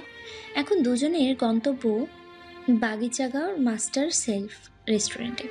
সেখানে বড় আপুদের ননদ শিলা আপুকে আমি জরুরি ভিত্তিতে দেখা করতে বলেছি। অনেক জোরাজুরির পর তিনিও শেষ পর্যন্ত আমার সাথে দেখা করতে রাজি হয়ে গেলেন। রাফাত ভাইয়ের ফোন থেকে আমি ভোরবেলায় কল করেছিলাম শিলা আপুকে। অনেক টেকনিক খাটিয়ে আপুর নাম্বারটি জোগাড় করতে হয়েছে আমার। রাফায়েত ভাইয়ের ফোনটি এখনও আমার কাছেই রয়ে গেছে, কারণ ভাইয়া এখনও ফোনটির সন্ধান করেনি। হয়তো এখনও কোনো প্রয়োজনে পড়েনি ফোনটির। ইতিমধ্যেই মৌনতা কাটিয়ে উঠলেন রাফায়েত ভাই। ঢুল ঢুল দৃষ্টিতে তিনি পাশ ফিরে আমার দিকে তাকালেন, অতঃপর ঘুম জড়ানো গলায় শুধালেন, এই রিয়াসা, কোথায় যাচ্ছি আমরা? এই সাত সকালে গভীর ঘুম থেকে আমাকে এভাবে টেনে আনার মানে কি? হ্যাঁ, সাত সকাল মানে? 10টা বাজছে এখন ঘড়িতে, আর তুমি সাত সকাল বলছো? হ্যাঁ বলছি, কারণ দুপুর 12টার আগে আমি ঘুম থেকে উঠি না। সিরিয়াসলি রাফায়েত ভাই, মানে তুমি লন্ডন যাওয়ার পরে একদম নবাব হয়ে গেছো? দুপুর 12টা অবধি ঘুমাতে হবে তোমার? কই, আগে তো সকাল 7টার আগেই ঘুম থেকে না উঠলে পারলে তুমি আমার কানে মিলে দিতে, আর এখন নিজেই 12টা 1টা অবধি ঘুমাও। কারণ এখন আমার সারা রাত জেগে কাজ করতে হয়। আমার ওয়ার্ক টাইমই হচ্ছে সারা রাত জেগে জেগে কাজ করা। কিন্তু কাল তো তুমি কোনো কাজ করনি, আর সেই জন্যই এত বেলা অবধি ঘুমানোর কোনো মানেই হয় না। রাফায়েত ভাই বিরক্ত হয়ে উঠলেন। ডান হাত দ্বারা কপাল ঘষে তিনি নাক মুখ খিচে বললেন, উফ, এখন তো অভ্যেস হয়ে গেছে আমার। কাজ না থাকলেও কালও সারা রাত জেগেই ছিলাম, আর এই কারণেই এখন চোখ টেনে মেলতে পারছি না আমি। বুঝছিস না কেন বলতো? হুম, আমি এত কথা বুঝতে চাই না। আমরা এখন বড় অপুর ননদের সাথে দেখা করতে যাব। তুমি পাশে থাকলে আমার সাহস বাড়বে, কোনো জড়তাও কাজ করবে না। তাই বাধ্য হয়েই তোমাকে ঘুম থেকে এভাবে ধরে বেঁধে নিয়ে আসা। চমকে উঠলেন রাফায়েত ভাই। তাৎক্ষণিক কপাল থেকে হাত সরিয়ে তিনি আশ্চর্য দৃষ্টিতে আমার দিকে তাকালেন। লোহিত গলায় শুধিয়ে বললেন, হোয়াট? তুই এখন বড় আপু নন্দদের সাথে দেখা করতে যাবি? রীতিমতো অবিশ্বাস করছিস তুই তরুণকে? এই, গতকাল রাতে না তোকে বলেছিলাম তরুণ মানসিকভাবে হয়তো কোনো কারণে ডিস্টার্ব হয়ে গেছে, আর এই কারণেই তোর সাথে এবং ওর বাবা মায়ের সাথে বাজে ব্যবহার করছে, আন্টির সাথেও বাজে ব্যবহার করছে। তাছাড়া তরুণের আম্মু তো বলেই গিয়েছেন কয়েকদিনের জন্য তোকে তরুণের সাথে দূরে থাকতে। তরুণের মনে মর্জি বা মানসিক সমস্যাগুলো ঠিক হয়ে উঠলেই তারা তোকে ওই বাড়ি নিয়ে যাবেন। কেন নিজে নিজে এত পাকামো করতে চাস?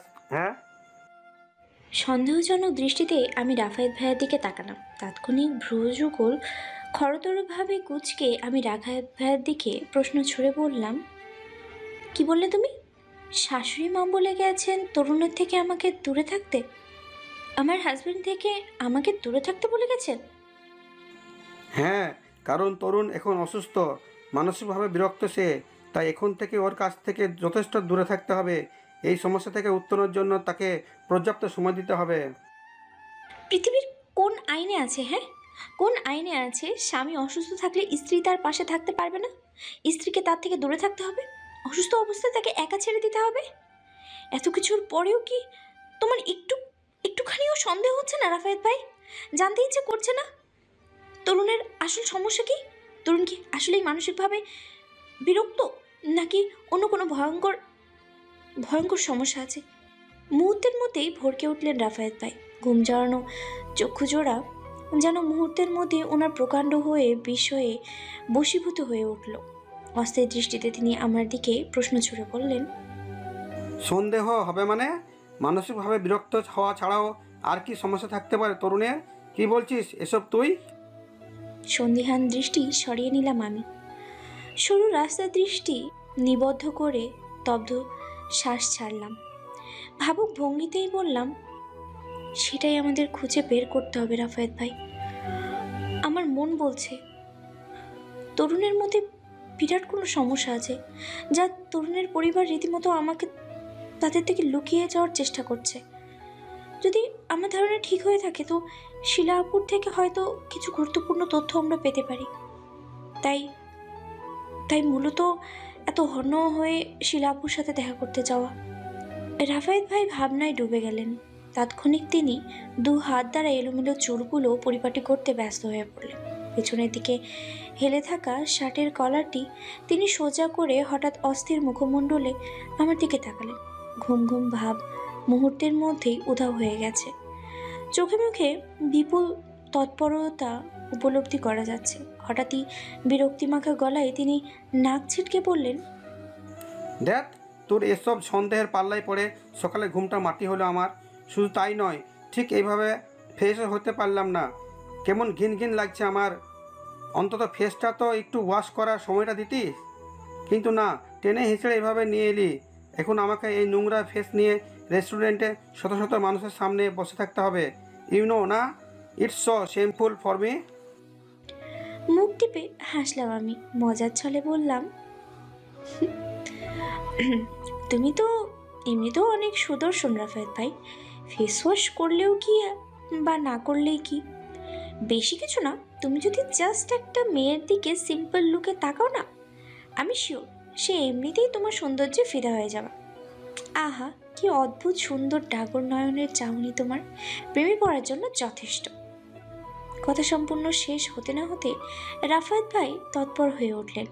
উৎসুক গলায় আমায় শুধিয়ে বললেন, তুই কখনো আমার প্রেমে পড়েছিলি? থমকালাম আমি, শুকনো ঢোক গিলতে বাধ্য হলাম। প্রসঙ্গ পাল্টাতে মরিয়া হয়েই বললাম, ধ্যাত, পোটটা যেন ফুরাচ্ছেই না। না জানি শিলা আপু কতক্ষণ যাবত আমাদের জন্য অপেক্ষা করছেন, হয়তো খুব বিরক্ত হচ্ছেন আমাদের প্রতি। সঙ্গে সঙ্গেই তিনি আমার থেকে উৎসুক দৃষ্টি সরিয়ে নিলেন। নিশ্চয়ই বুঝতে পেরেছেন আমি প্রসঙ্গ ঘোরানোর চেষ্টা করছি। সরু রাস্তায় ব্যথিত দৃষ্টি নিক্ষেপ করলেন তিনি। মেঘ জমেছে তার মনে, জানি না কি সে কারণ। আমার মুখ থেকে ঠিক কোন কথাটি শোনার জন্য তিনি হঠাৎ এত তৎপর হয়ে উঠেছিলেন। আমি কখনো তার প্রেমে পড়েছিলাম কিনা তা জানতে?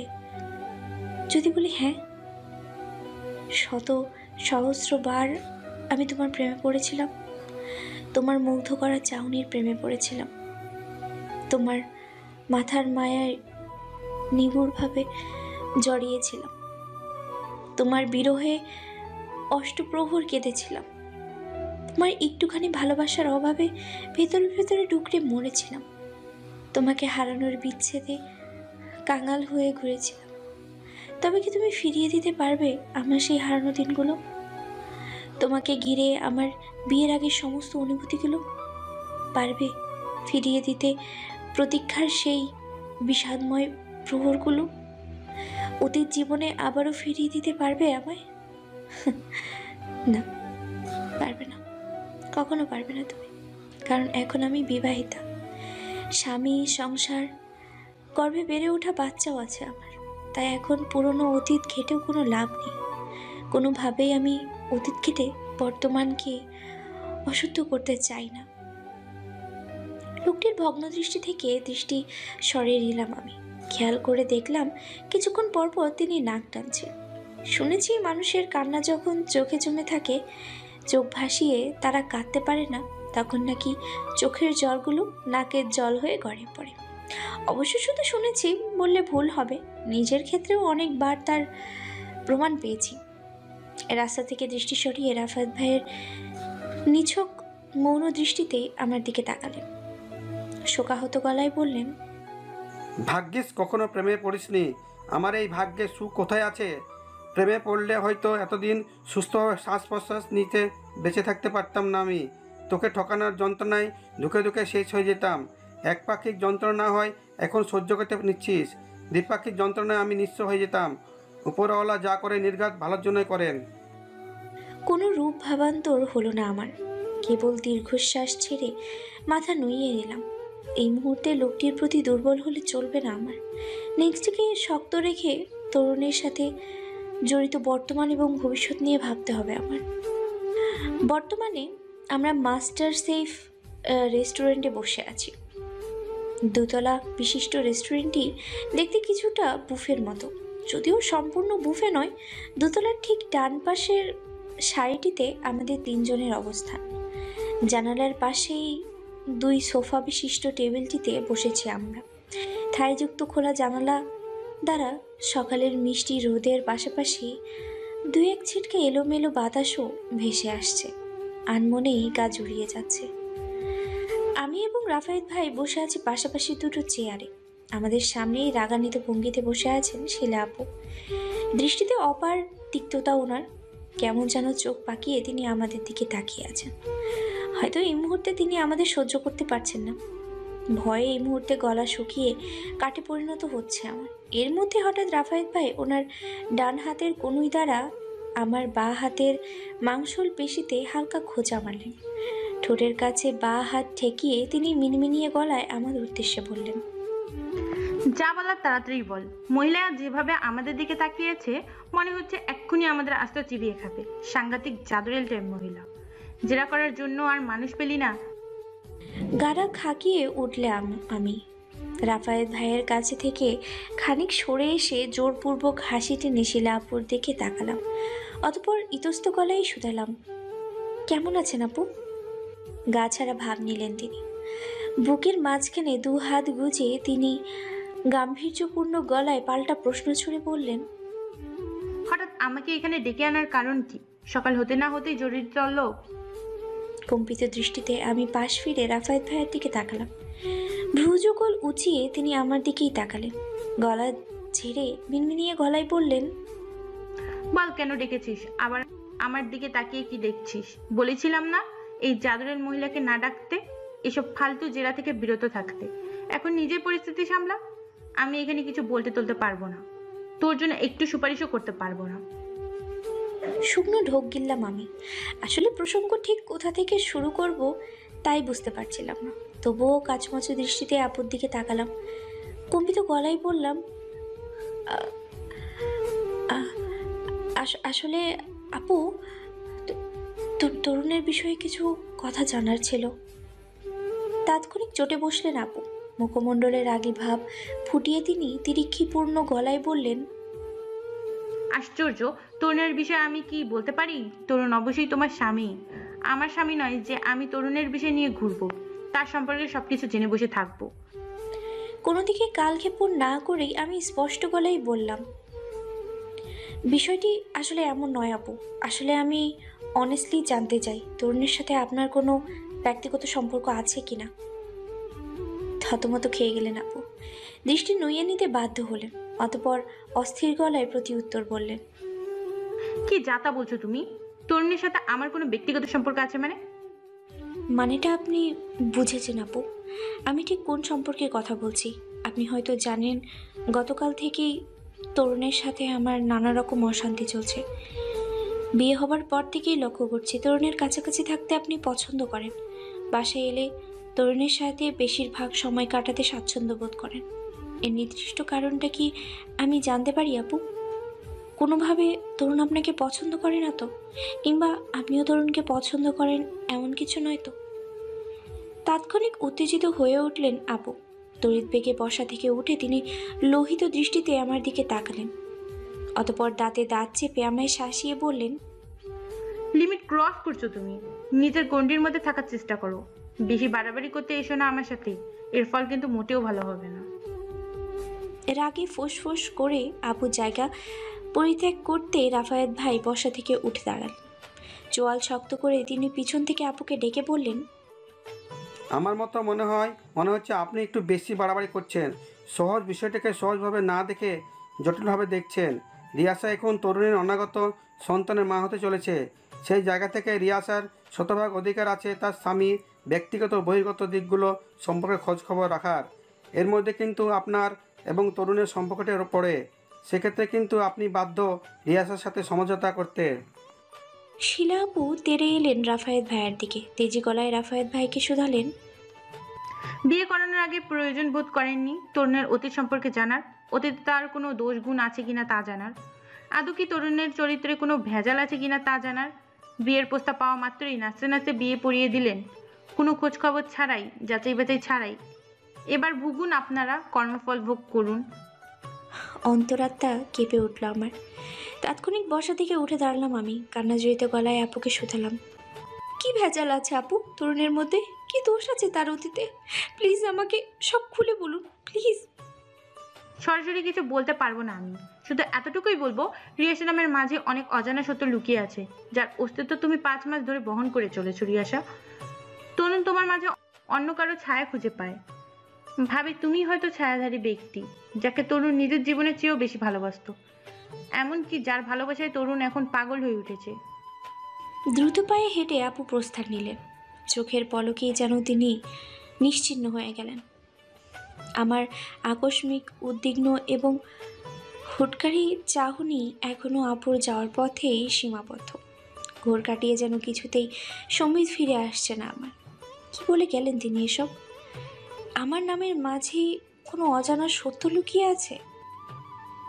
আমার মাঝেই তরুণ অন্য কারোর ছায়া খুঁজে পায়, আর সেই ছায়াধারী ব্যক্তির ভালোবাসাই তরুণ এখন বদ্ধ উন্মাদ হয়ে উঠেছে। আদতে কি এসব সত্যি, নাকি আপু আমাদের সাথে ছলনা করছেন? আপুর উপর থেকে সন্দেহের তীর ঘোরানোর জন্য আমাদের বিভ্রান্ত করার চেষ্টা করছেন? এই মুহূর্তে আমি দিকবেদিক শূন্য, হিতাহিত জ্ঞান শূন্য, কিছু বলার বা করার পরিস্থিতিতে নেই। দারুণ সিদ্ধান্তহীনতায় ভুগছি। ইতিমধ্যে রাফায়েত ভাই উদ্বিগ্ন চিত্তে আমার পাশে এসে দাঁড়ালেন। কপালে লেপড়ে থাকা বেসামাল চুলগুলো টেনে তৎপর গলায় শুধালেন, মহিলাটা কি আসলেই আমাদের সত্যি বলে গেলেন, নাকি নিজেদের বাঁচানোর জন্য আমাকে বোকা বানিয়ে গেলেন? শুকনো ঢোক গিলে আমি রাফায়েত ভাইয়ের দিকে তাকালাম। আবদার সূচক দৃষ্টিতে রাফায়েত ভাইকে শুধালাম, যাবে আমার সাথে আমার শ্বশুর বাড়িতে? শাশুড়ি মায়ের কাছ থেকে আমি আসল সত্যিটা জানতে চাই, অ্যাট এনি কস্ট। তিনি উৎকণ্ঠিত দৃষ্টিতে আমার দিকে তাকালেন, অতঃপর স্তব্ধ শ্বাস ছেড়ে শান্ত গলায় বললেন, যাব, অবশ্যই যাব। তবে এর আগে তোকে শান্ত হতে হবে, নিজেকে স্থির করতে হবে। এরপর দুজন মিলে খেয়ে দিয়ে ওই বাড়ি যাব। আমি জানি তোর খিদে পেয়েছে এখন। আগে নিজেকে ঠিক রাখতে হবে তো, নাকি? নিজের বাচ্চার কথা আগে ভাবতে হবে না? ভুলে গেলে চলবে? তুই এখন মা হতে চলেছিস। অপারগ আমি। তাই কথা না বাড়িয়ে ধপ করে চেয়ারে বসে পড়লাম। পেটে হাত রেখে মুছে আসা গলায় বললাম,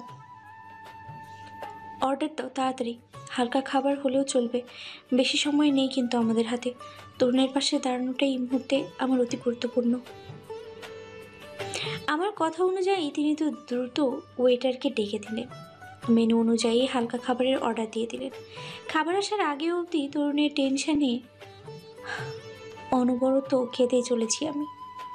রাফায়েত ভাই বিভিন্নভাবে আমাকে বোঝানোর চেষ্টা করছেন, তবে কিছুতেই ওনার বুঝ মানতে ইচ্ছে করছে না আমার। এতে যেন কষ্ট দ্বিগুণ বেড়ে যাচ্ছে। এত বোঝানোর পরেও তিনি সামান্যতর বিরক্ত বোধ হচ্ছেন না আমার প্রতি। উল্টো ঠান্ডা মাথায় আমাকে শান্ত করার চেষ্টা করছেন, বিভিন্নভাবে আমাকে হাসানোর চেষ্টা করছেন। তবে আফসোস, এই মুহূর্তে আমার হাসি তো দূরে থাক, কান্না বন্ধ করতেই ইচ্ছে করছে না। মনের মধ্যে ঠিক কতখানি ঝড় বয়ে চলেছে আমার শুধুমাত্র আমিই জানি, তা অন্য কারোর জানার ক্ষমতাও নেই। আর যতক্ষণ অবধি না আসল সত্যটি আমি জানতে পারছি, ততক্ষণ অবধি কোনো কিছুতেই শান্তি হবে না আমার। কিছুক্ষণের মধ্যে খাবার চলে আসতে কোনো রকমের খাবারগুলো গিলে আমার বিল মিটিয়ে রেস্টুরেন্ট থেকে বেরিয়ে এলাম। রিক্সা ধরে শ্বশুরবাড়ির দিকে রওনা হলাম। রাস্তায় কেউ কোনো কথা বলিনি আমরা, নিজেদের মতোই যতটা সম্ভব নীরব হয়ে দেখেছি। রাফায়েত ভাইও কোনো রকম চেষ্টা করেননি আমার সাথে কথা বলতে। হয়তো তিনিও আমার মতো ক্লান্ত, শ্রান্ত, অত্যাধিক যন্ত্রণায় জর্জরিত। প্রায় ঘন্টাখানিক পর বাড়ির বসার ঘরে শাশুড়ি মায়ের মুখোমুখি বসে আছি আমি এবং রাফায়েত ভাই। শাশুড়ি মা হঠাৎ আমাদের দেখে থতমত খেয়ে বসে আছে, মাথা নুইয়ে তিনি হাত কচলাচ্ছেন। আমাদের হুট করে চলে আসা বোধহয় ওনার পছন্দ হয়নি, যা ওনার বিরক্তিকর দৃষ্টিভঙ্গি দেখেই বোঝা যাচ্ছে। তবে এই মুহূর্তে আমি আমার লক্ষ্য, উদ্দেশ্য এবং জেদে অনড়। কোনো প্রতিকূল পরিস্থিতিতে আমাকে এই উদ্দেশ্য থেকে দূরে রাখতে পারে না। তাৎক্ষণিক রাফায়েত ভাইয়ের পাশ থেকে উঠে দাঁড়ালাম আমি। সোফায় শাশুড়ি মায়ের পাশে ঘেঁষে বসলাম।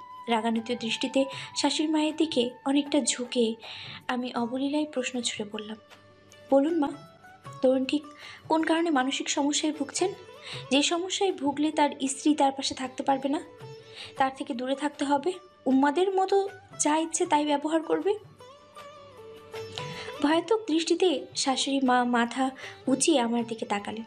এই দৃষ্টিতে কিছুক্ষণ আমার দিকে তাকিয়ে থেকে তিনি হঠাৎ দৃষ্টি সরিয়ে নিলেন। অন্য পাশে ফিরে কম্পিত গলায় বললেন, এ আবার কেমন ধরনের প্রশ্ন বৌমা?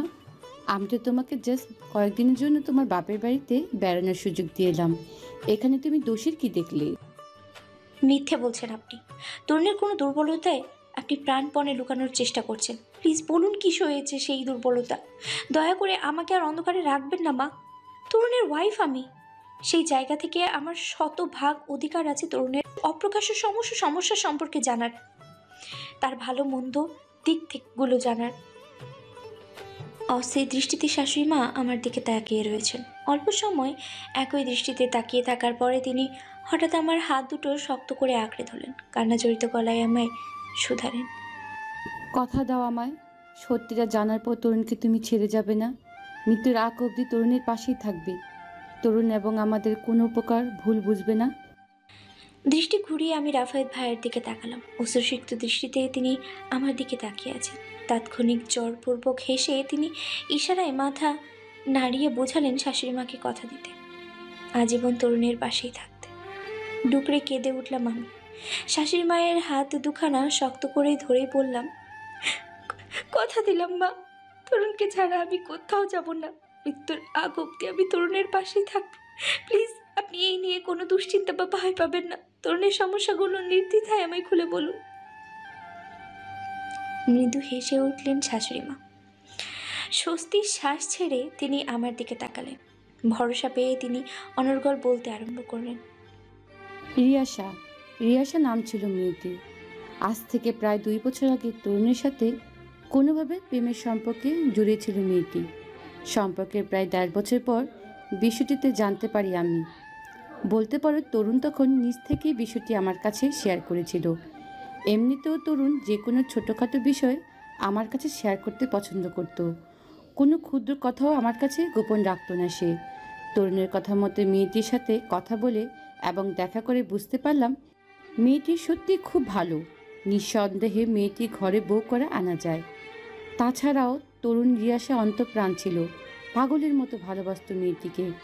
সারাদিন রাত শুধু রিয়াসাই নিয়ে মেতে থাকতো। বলতে পারো মেয়েটি তরুণের এক প্রকার অভ্যাস হয়ে দাঁড়িয়েছিল।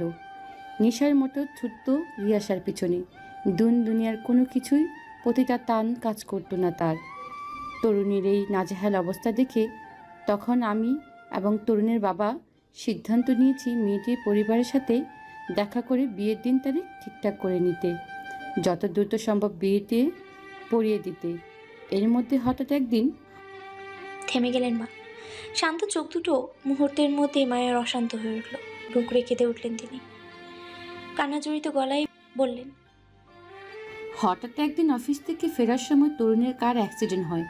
খুবই মারাত্মক যখন হয় তরুণের সমস্ত শরীর, বিশেষ করে মাথায় খুব বেশি এফেক্ট হয়।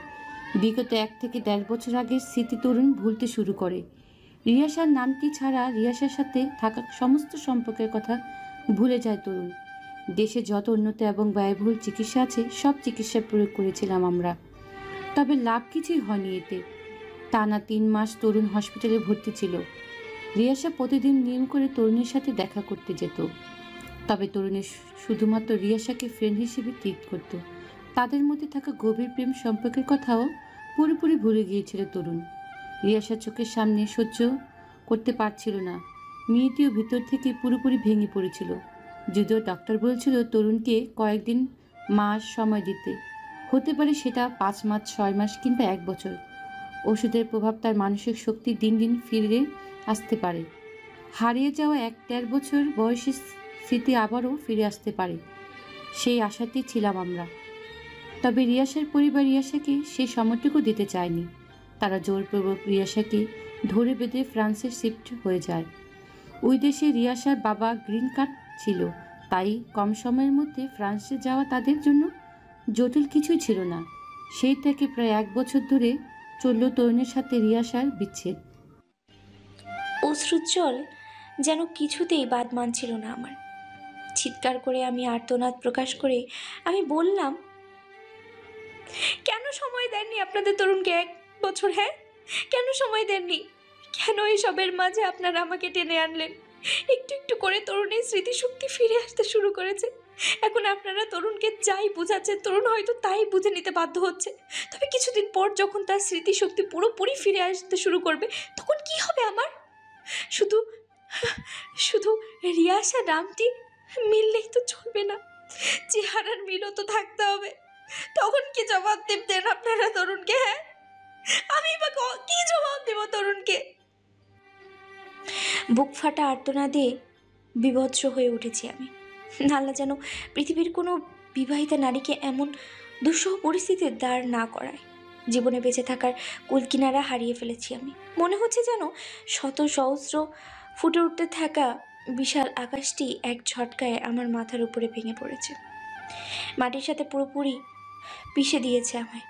ধরনী রক্তস্নাত করছে আমার লোহিত গরম রক্তধারা। সাথে সাথেই রাফায়েত ভাই পাশের সোফা ছেড়ে উঠে দাঁড়ালেন। দ্রুত পায়ে হেঁটে তিনি আমার পাশে এসে দাঁড়ালেন। উদ্বিগ্ন গলায় বললেন, শান্ত হো রিয়াসা, প্লিজ শান্ত হো। আন্টিকে পুরো কথা শেষ করতে দে। এত সহজে ভেঙে পড়লে চলবে? কিছু কিছু মুহূর্তে এমন আছে যে মুহূর্তগুলোতে নিজের আবেগ এবং ইমোশনকে ধরে রাখতে হয়, স্বাভাবিক থেকে পরিস্থিতি সামলে নিতে হয়। মাথা নুইয়ে সোফার কভার খামচে ধরে বিরামহীনভাবে কেঁদে চলেছি আমি। কিছুতেই নিজের আবেগকে ধরে রাখতে পারছি না আমি। এত জ্বালা আর সইছে না প্রাণে। হঠাৎ করেই জীবনে ভালো থাকার মোড় এত নিকৃষ্টভাবে পাল্টে যাবে দুঃস্বপ্নেও ভাবিনি আমি। কেন জানি না, ছোটবেলা থেকেই আমি যা ভাবি না বা যা ভাবতে চাই না, সেই ভাবনাগুলোই আমার জীবনে একের পর এক ঘটে আসছে। নিষ্পত্তি পাচ্ছে না এর থেকে। এর মধ্যে হঠাৎ অপ্রত্যাশিতভাবে আমার শাশুড়ি মা আমার পায়ের কাছে এসে বসলেন। তিনিও ডুকরে কেঁদে আমার হাত দুখানা চেপে ধরে বলতে আরম্ভ করলেন, মাফ করে দে মামায়, প্লিজ মাফ করে দে। বাধ্য হয়ে তোকে তরুণীর জীবনে আনতে হলো। মোটামুটি সুস্থ হওয়ার পর থেকেই তরুণের সারাক্ষণ রিয়াসা রিয়াসা করে বলি আওয়াতে লাগলো। তাকে দেখতে চাইতো, ছুতে চাইতো, কথা বলতে চাইতো। তবে রিয়াসার সাথে তখন কোনোভাবেই আমরা যোগাযোগ করতে পারছিলাম না। কোনো পথেই খোলা ছিল না তখন তার সাথে যোগাযোগ করার। এইদিকে তরুণের রিয়াসার জন্য মরিয়া হয়ে উঠছিল। বন্ধু হিসেবে রিয়াসাকে পাশে চাইতে লাগলো। এর মধ্যে হঠাৎ প্রায় 5 থেকে 6 মাস পর একদিন তোর সাথে একজন আত্মীয়ের বাড়িতে আমার প্রত্যাশিতভাবে দেখা হয়ে যায়। তখন কথায় কথায় জানতে পারলাম তোর নামও রিয়াসা। প্রথম দেখাতে তোকে আমার ভীষণ পছন্দ হয়ে গিয়েছিল, তাই আগ পাঁচ না ভেবেই আমরা তরুণের জন্য তোদের বাড়িতে বিয়ে প্রস্তাব পাঠিয়েছিলাম। রিয়াসার নামের সাথে তোর নামের হুবহু মিল পেয়ে তরুণ তোকে আর তার প্রেমিকার রিয়াসা ভাবতে শুরু করে। যদিও তখন সে রিয়াসার বন্ধু বলে জানতো, তবে মেন্টাল ট্রামার মধ্যে থাকার কারণে সে রিয়াসার চেহারা গঠন সাথে তোর চেহারাও গঠন আংশিক গুলিয়ে ফেলেছিল। তাই খুব সহজে তোর সাথে তরুণীর বিয়ে পড়ানো আমাদের জন্য সম্ভব হয়ে উঠেছিল। বিশ্বাস কর, আমি ওই মুহূর্তে চাইনি তরুণ তার অতীতে সেই প্রেমিকা রিয়াসাকে মনে রাখুক, তার জন্য কষ্ট পাক, তার জন্য আরও মানসিকভাবে দুর্বল হয়ে পড়ুক। আমার আদতে একটা জানতাম না রিয়াসা আজও অবিবাহিত আছে কিনা, কিংবা রিয়াসা আর কখনো তরুণীর টানে এদেশে ফিরে আসবে কিনা। তরুণের ভবিষ্যৎ দিন দিন অনিশ্চিত হয়ে পড়ছিল। মা হয়ে ছেলের ভবিষ্যৎ নষ্ট করতে চাইনি আমি, তাই বাধ্য হয়ে তোকে তরুণের জীবনে জুড়ে দিতে হলো। আশ্চর্য বিষয় কি জানিস, তুই তরুণের জীবনে আসার পর থেকে তরুণ আস্তে ধীরে ঠিক হতে লাগলো। ভুলে যাওয়া স্বভাবটুকুও একটু করে কমতে লাগলো। মনে হচ্ছিল যেন জীবনে সেই নতুন দিশা খুঁজে পেতে শুরু করলো।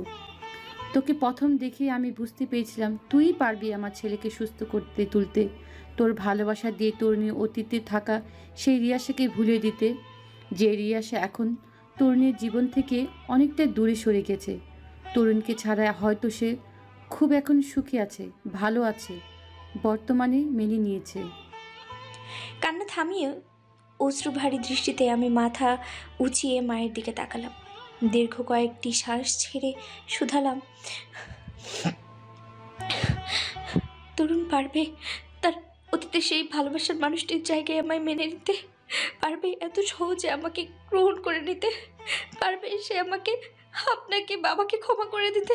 তার অতীত জীবন ভুলিয়ে দেওয়া কি এতই সহজ মা? পাশ থেকে রাফায়েত ভাই ভগ্ন দৃষ্টিতে আমার দিকে তাকালেন। ব্যথিত মুখমণ্ডলেও তিনি ম্লান হেসে বললেন, তরুণ কেন তোকে রিয়াসার জায়গায় মেনে নিতে পারবে না? কেন তোকে মন থেকে গ্রহণ করতে পারবে না? কেন তোর ভালোবাসা রিয়াসাকে ভুলে যেতে পারবে না? বল কেন? তুই কিনা পারিস বল? তুই তো সব পারিস। একজন মানুষকে যেমন তিলে তিলে মারতে পারিস, তেমনি অন্যজনকে বাঁচিয়ে তুলতে পারিস মনের দিক থেকে। তুই পারবি, অবশ্যই পারবি। আমি থাকবো তোর পাশে, তোর ছায়া হয়ে, তোর শুভাকাঙ্ক্ষী হয়ে। আমি দেখেছি হাসির আড়ালে লুকিয়ে রাখা রাফায়েত ভাইয়ের সেই কান্না মুখ। কান্নার ভেতরেও কোথাও না কোথাও সুখ লেখা আছে মানুষটির মুখে।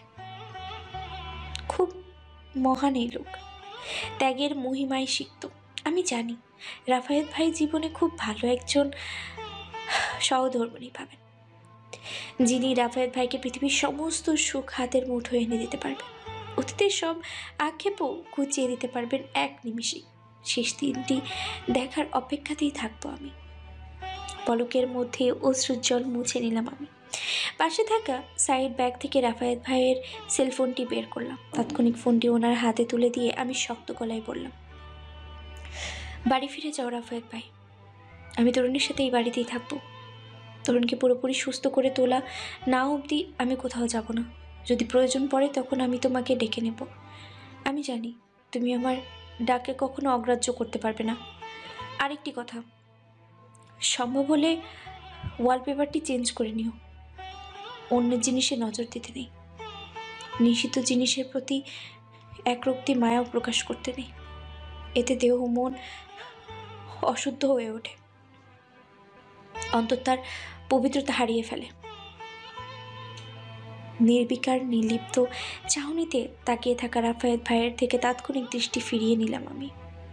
দুহাতের চোখের শুকনো জলকোনা মুছে শাশুড়ি মা এবং রাফায়েত ভাইকে উপেক্ষা করে সিঁড়ির দিকে পা বাড়ালাম।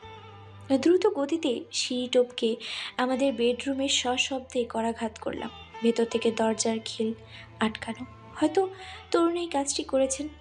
প্রায় অনেকক্ষণ যাবৎ দরজায় করাঘাত করার পরও যখন তরুণ দরজা খুলে বের হয়ে আসলো না, তখন আমি উচ্চ আওয়াজে তরুণের নাম ধরে ডাকতে আরম্ভ করলাম। প্রায় 6 থেকে 7টি ডাক দেওয়ার পর তরুণের ব্যতিব্যস্ত কণ্ঠস্বর অতি দ্রুত বেগে আমার কর্ণকুহরে ভেসে এলো। তড়িঘড়ি করে তিনি বিছানা ছেড়ে নামছেন আর ঘুম ঝাড়ানো গলায় আমায় বলছেন, ওয়েট রিয়াসা, আমি আসছি। এতক্ষণ তোমার অপেক্ষাতেই ছিলাম আমি, তবে কখন যেন ঘুমিয়ে পড়েছিলাম বুঝতেই পারিনি।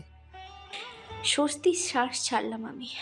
বুকের পাঁজরে হাত রেখে আশ্বস্ত দৃষ্টিতে পিছনে ফিরে নিচতলার দিকে তাকাতেই দেখলাম রাফায়েত ভাই এখনও স্তব্ধ চিত্তে আমার শাশুড়ি মায়ের পাশেই দাঁড়িয়ে আছেন। সেই একই নির্লিপ্ত নির্বিকার নিষিদ্ধ চাহনি ওনার। মনে হচ্ছে যেন গভীর শোকের মাঝে তলিয়ে আছেন তিনি। সম্মতি ওনার কিছুতেই ফিরে আসছে না।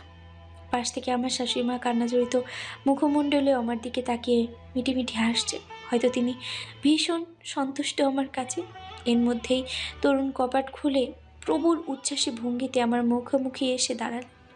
সঙ্গে সঙ্গে রাফায়েত ভাইয়ের থেকে দৃষ্টি সরিয়ে আমি আনন্দে প্রফুল্লিত তরুণের মুখপানে তাকালাম।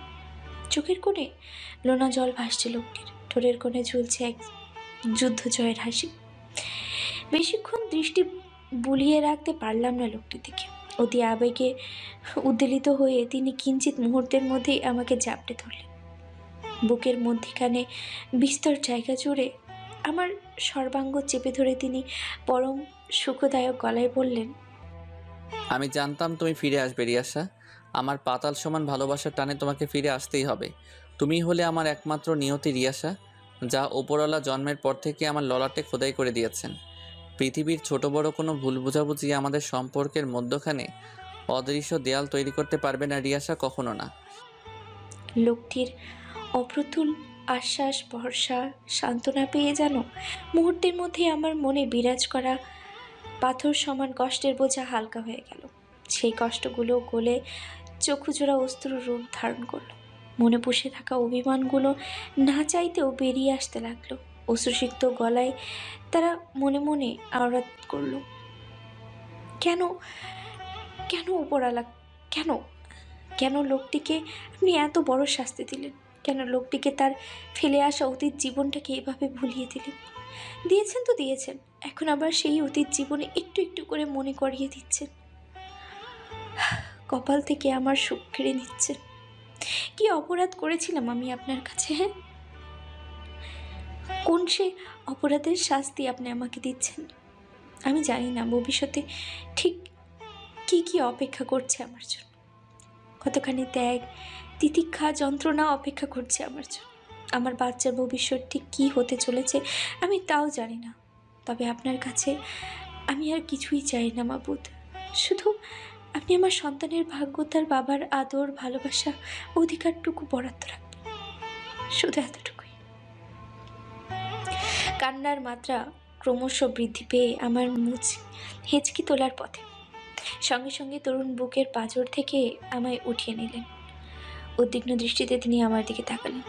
বা হাতটি আমার থুতনিতে রেখে তিনি ভগ্ন গলায় আমার দিকে প্রশ্ন ছুড়ে বললেন, কি হয়েছে রিয়াশা, তুমি কাঁদছো কেন? আবার কোনোভাবে তোমাকে হার্ট করেছি আমি? আমার ব্যবহারে তুমি কষ্ট পেয়েছো? এভাবে হঠাৎ জড়িয়ে ধরাতে তুমি খুশি হওনি? কাঁদতে কাঁদতে শ্বাস ক্রমাগত বেড়ে চলছিল আমার। তবুও গলায় ক্ষণিক দম সঞ্চার করে আমি জবাব বললাম, কিছু হয়নি আমার। এতদিন পরে আপনাকে কাছে পেয়েছি তো, তাই আবেগ ধরে রাখতে পারছি না। ঠিক করে হেসে উঠলেন তিনি। মুহূর্তের মধ্যেই বাচ্চাদের মতো তিনি আমায় কোলে তুলে নিলেন। ওনার সুঠাম কাঁধে আমার মাথাটিকে ঠেকিয়ে তিনি মৃদু হেসে ভেতর থেকে দরজা আটকাতে নিতেই হঠাৎ দাঁড়িয়ে পড়লেন।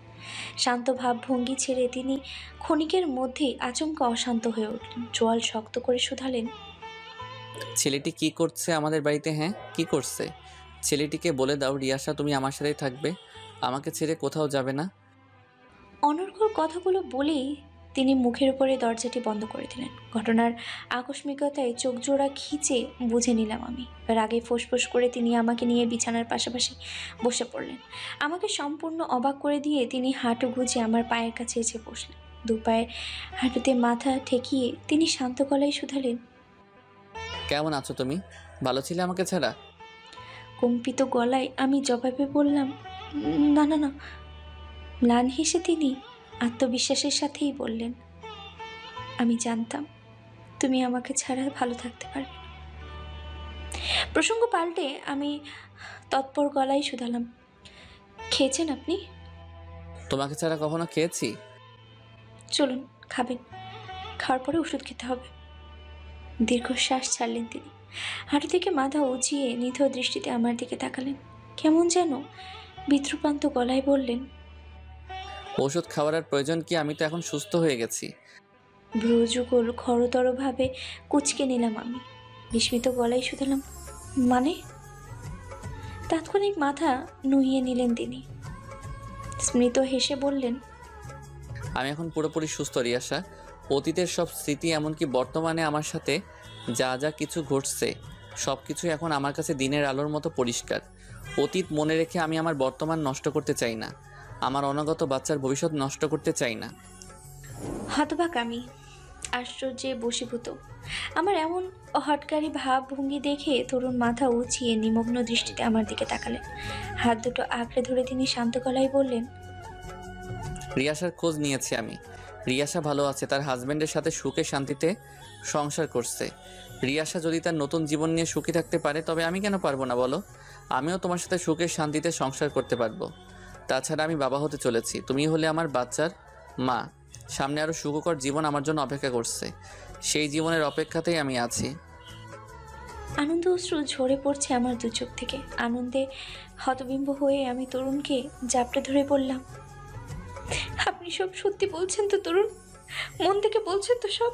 আপনি সত্যি আমাকে এবং আমার বাচ্চাকে মন থেকে মেনে নিচ্ছেন? হুম, শুধু তোমার বাচ্চা নয়, আমাদের বাচ্চা। আমি তোমাদের দুজনকেই মন থেকে মেনে নিচ্ছি। রিয়াসার খবর কিভাবে পেলেন? রিয়াশার বেস্ট ফ্রেন্ড থেকে। মনে পড়বে না কখনো রিয়াসাকে? হুম, আমার এই রিয়াশা হলেই চলবে।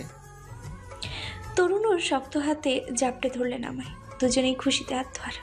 তরুণকে বুকে নিতেই বুঝতে পেরেছি আমি তরুণ যা বলছে মন থেকে বলছে। কোনো ছলনা নেই তার কথায় এবং অন্তরে। আজ থেকে আমার নতুন জীবন শুরু। সুখী বিবাহিত জীবন, সুখী সংসারী জীবন। কেটে গেল মাঝখানে 3 বছর। তরুণ এবং আমার ফুটফুটে একটি কন্যা সন্তান হয়েছে। তার বয়স চলছে 2.5 বছর। দেখতে একদম তরুণের মতো হয়েছে। সবার নয়নের মণি আমার মেয়ে তাবাসসুম বিনতে তুলন। তরুণ তো সারাক্ষণ তার মেয়েকে চোখে চোখে হারায়। মেয়ে হয়েছে পুরো বাবার অন্তর। বাবা ছাড়া যেন তার দুনিয়া অন্ধকার। আমার প্রতি তরুণের ভালোবাসাও দিন দিন বেড়ে চলেছে। চোখের আড়াল হলেও লোকটি প্রায় মরিয়া হয়ে ওঠে। 2 বছর হলো রাফায়েত ভাই আবারও লন্ডন ব্যাক করেছেন। তিনি এখনও অবিবাহিতই রয়ে গেছেন। এই জীবনে বিয়ে করবেন না বলে পণ করে রেখেছেন। যদিও জানি এর একমাত্র কারণ আমি। আমাকে ছাড়া তিনি এই জীবনে কারোর হতে পারেননি, না কখনো পারবেন। মাঝে মধ্যে ফোনে কথা হয় আমাদের, দুজন দুজনের হালচাল জিজ্ঞেস করি। বিয়ের প্রসঙ্গ উঠলে লোকটি নিখুঁতভাবেই প্রসঙ্গে এড়িয়ে যান। বুঝেও তখন কিছু বলার থাকে না আমার, কারণ জীবন কখনো নিজের ইচ্ছার বিরুদ্ধে চলে না। পৃথিবীর প্রত্যেকটি মানুষের অধিকার আছে নিজের ইচ্ছে মতো জীবন চালনা করার। তাদের দলে হয়তো রাফায়েত ভাইও পড়েন। যদি কখনো ওনার সম্বিত ফিরে তো তিনি দেশে ফিরে বিয়ে করবেন, নয়তো এভাবেই একলা জীবন কাটিয়ে দিবেন। আমাদের সমাজে এমন অনেক রাফায়েত ভাই আছেন যারা নিঃসঙ্গতায় কাটিয়ে দেন সারাটি জীবন। হয়তো কারোর প্রেমে ধোঁকা খেয়েছেন, নয়তো কাছের মানুষের করা বিশ্বাসঘাতকতায়। পরের বছর যখন রাফায়েত ভাই আমার কথায় দেশে ফিরলেন, তিনি ঘটিয়ে বসলেন এক কাণ্ড। ধরে বেঁধে রাফায়েত ভাইকে বিয়ে পড়িয়ে দিলাম আমার ছোট বোন রামিসার সঙ্গে। মাত্র কিছুদিন আগেই জানতে পেরেছিলাম রামিসা প্রায় অনেক বছর আগে থেকে রাফায়েত ভাইকে মনে মনে ভালোবাসত, তবে কখনো মুখ ফুটে তা প্রকাশ করতে পারেনি। সেদিন রাফায়েত ভাইকে মাথায় দিব্যি দিয়ে বলেছিলাম, হয় বিয়ে করো, নয় আমার সাথে সারা জীবনের জন্য যোগাযোগ বন্ধ করে দাও। শুধু তাই নয়, আমার পাশাপাশি রাফায়েত ভাইয়ের মাও অনেক জোরাজোরি করে ওনাকে বিয়ের জন্য রাজি করিয়েছিলেন। বিয়ের প্রায় 2 বছরের মাথায় এসে রাফায়েত ভাই মন থেকে রামিসাকে মেনে নিয়েছিলেন। রামিসার পাগলামিপূর্ণ ভালোবাসায় এক প্রকার তিনি বাধ্যই হয়েছিলেন রামিসাকে মন থেকে মেনে নিতে। এখন তারা দুজনেই তাদের বিবাহিত জীবনে সুখী, দিব্যি সুখে চলছে তাদের সংসার। তাদের সুখে আমিও বেশি খুশি। তরুণ এবং আমার বিবাহিত জীবনও বেশ সুখে শান্তিতেই কাটিয়েছে।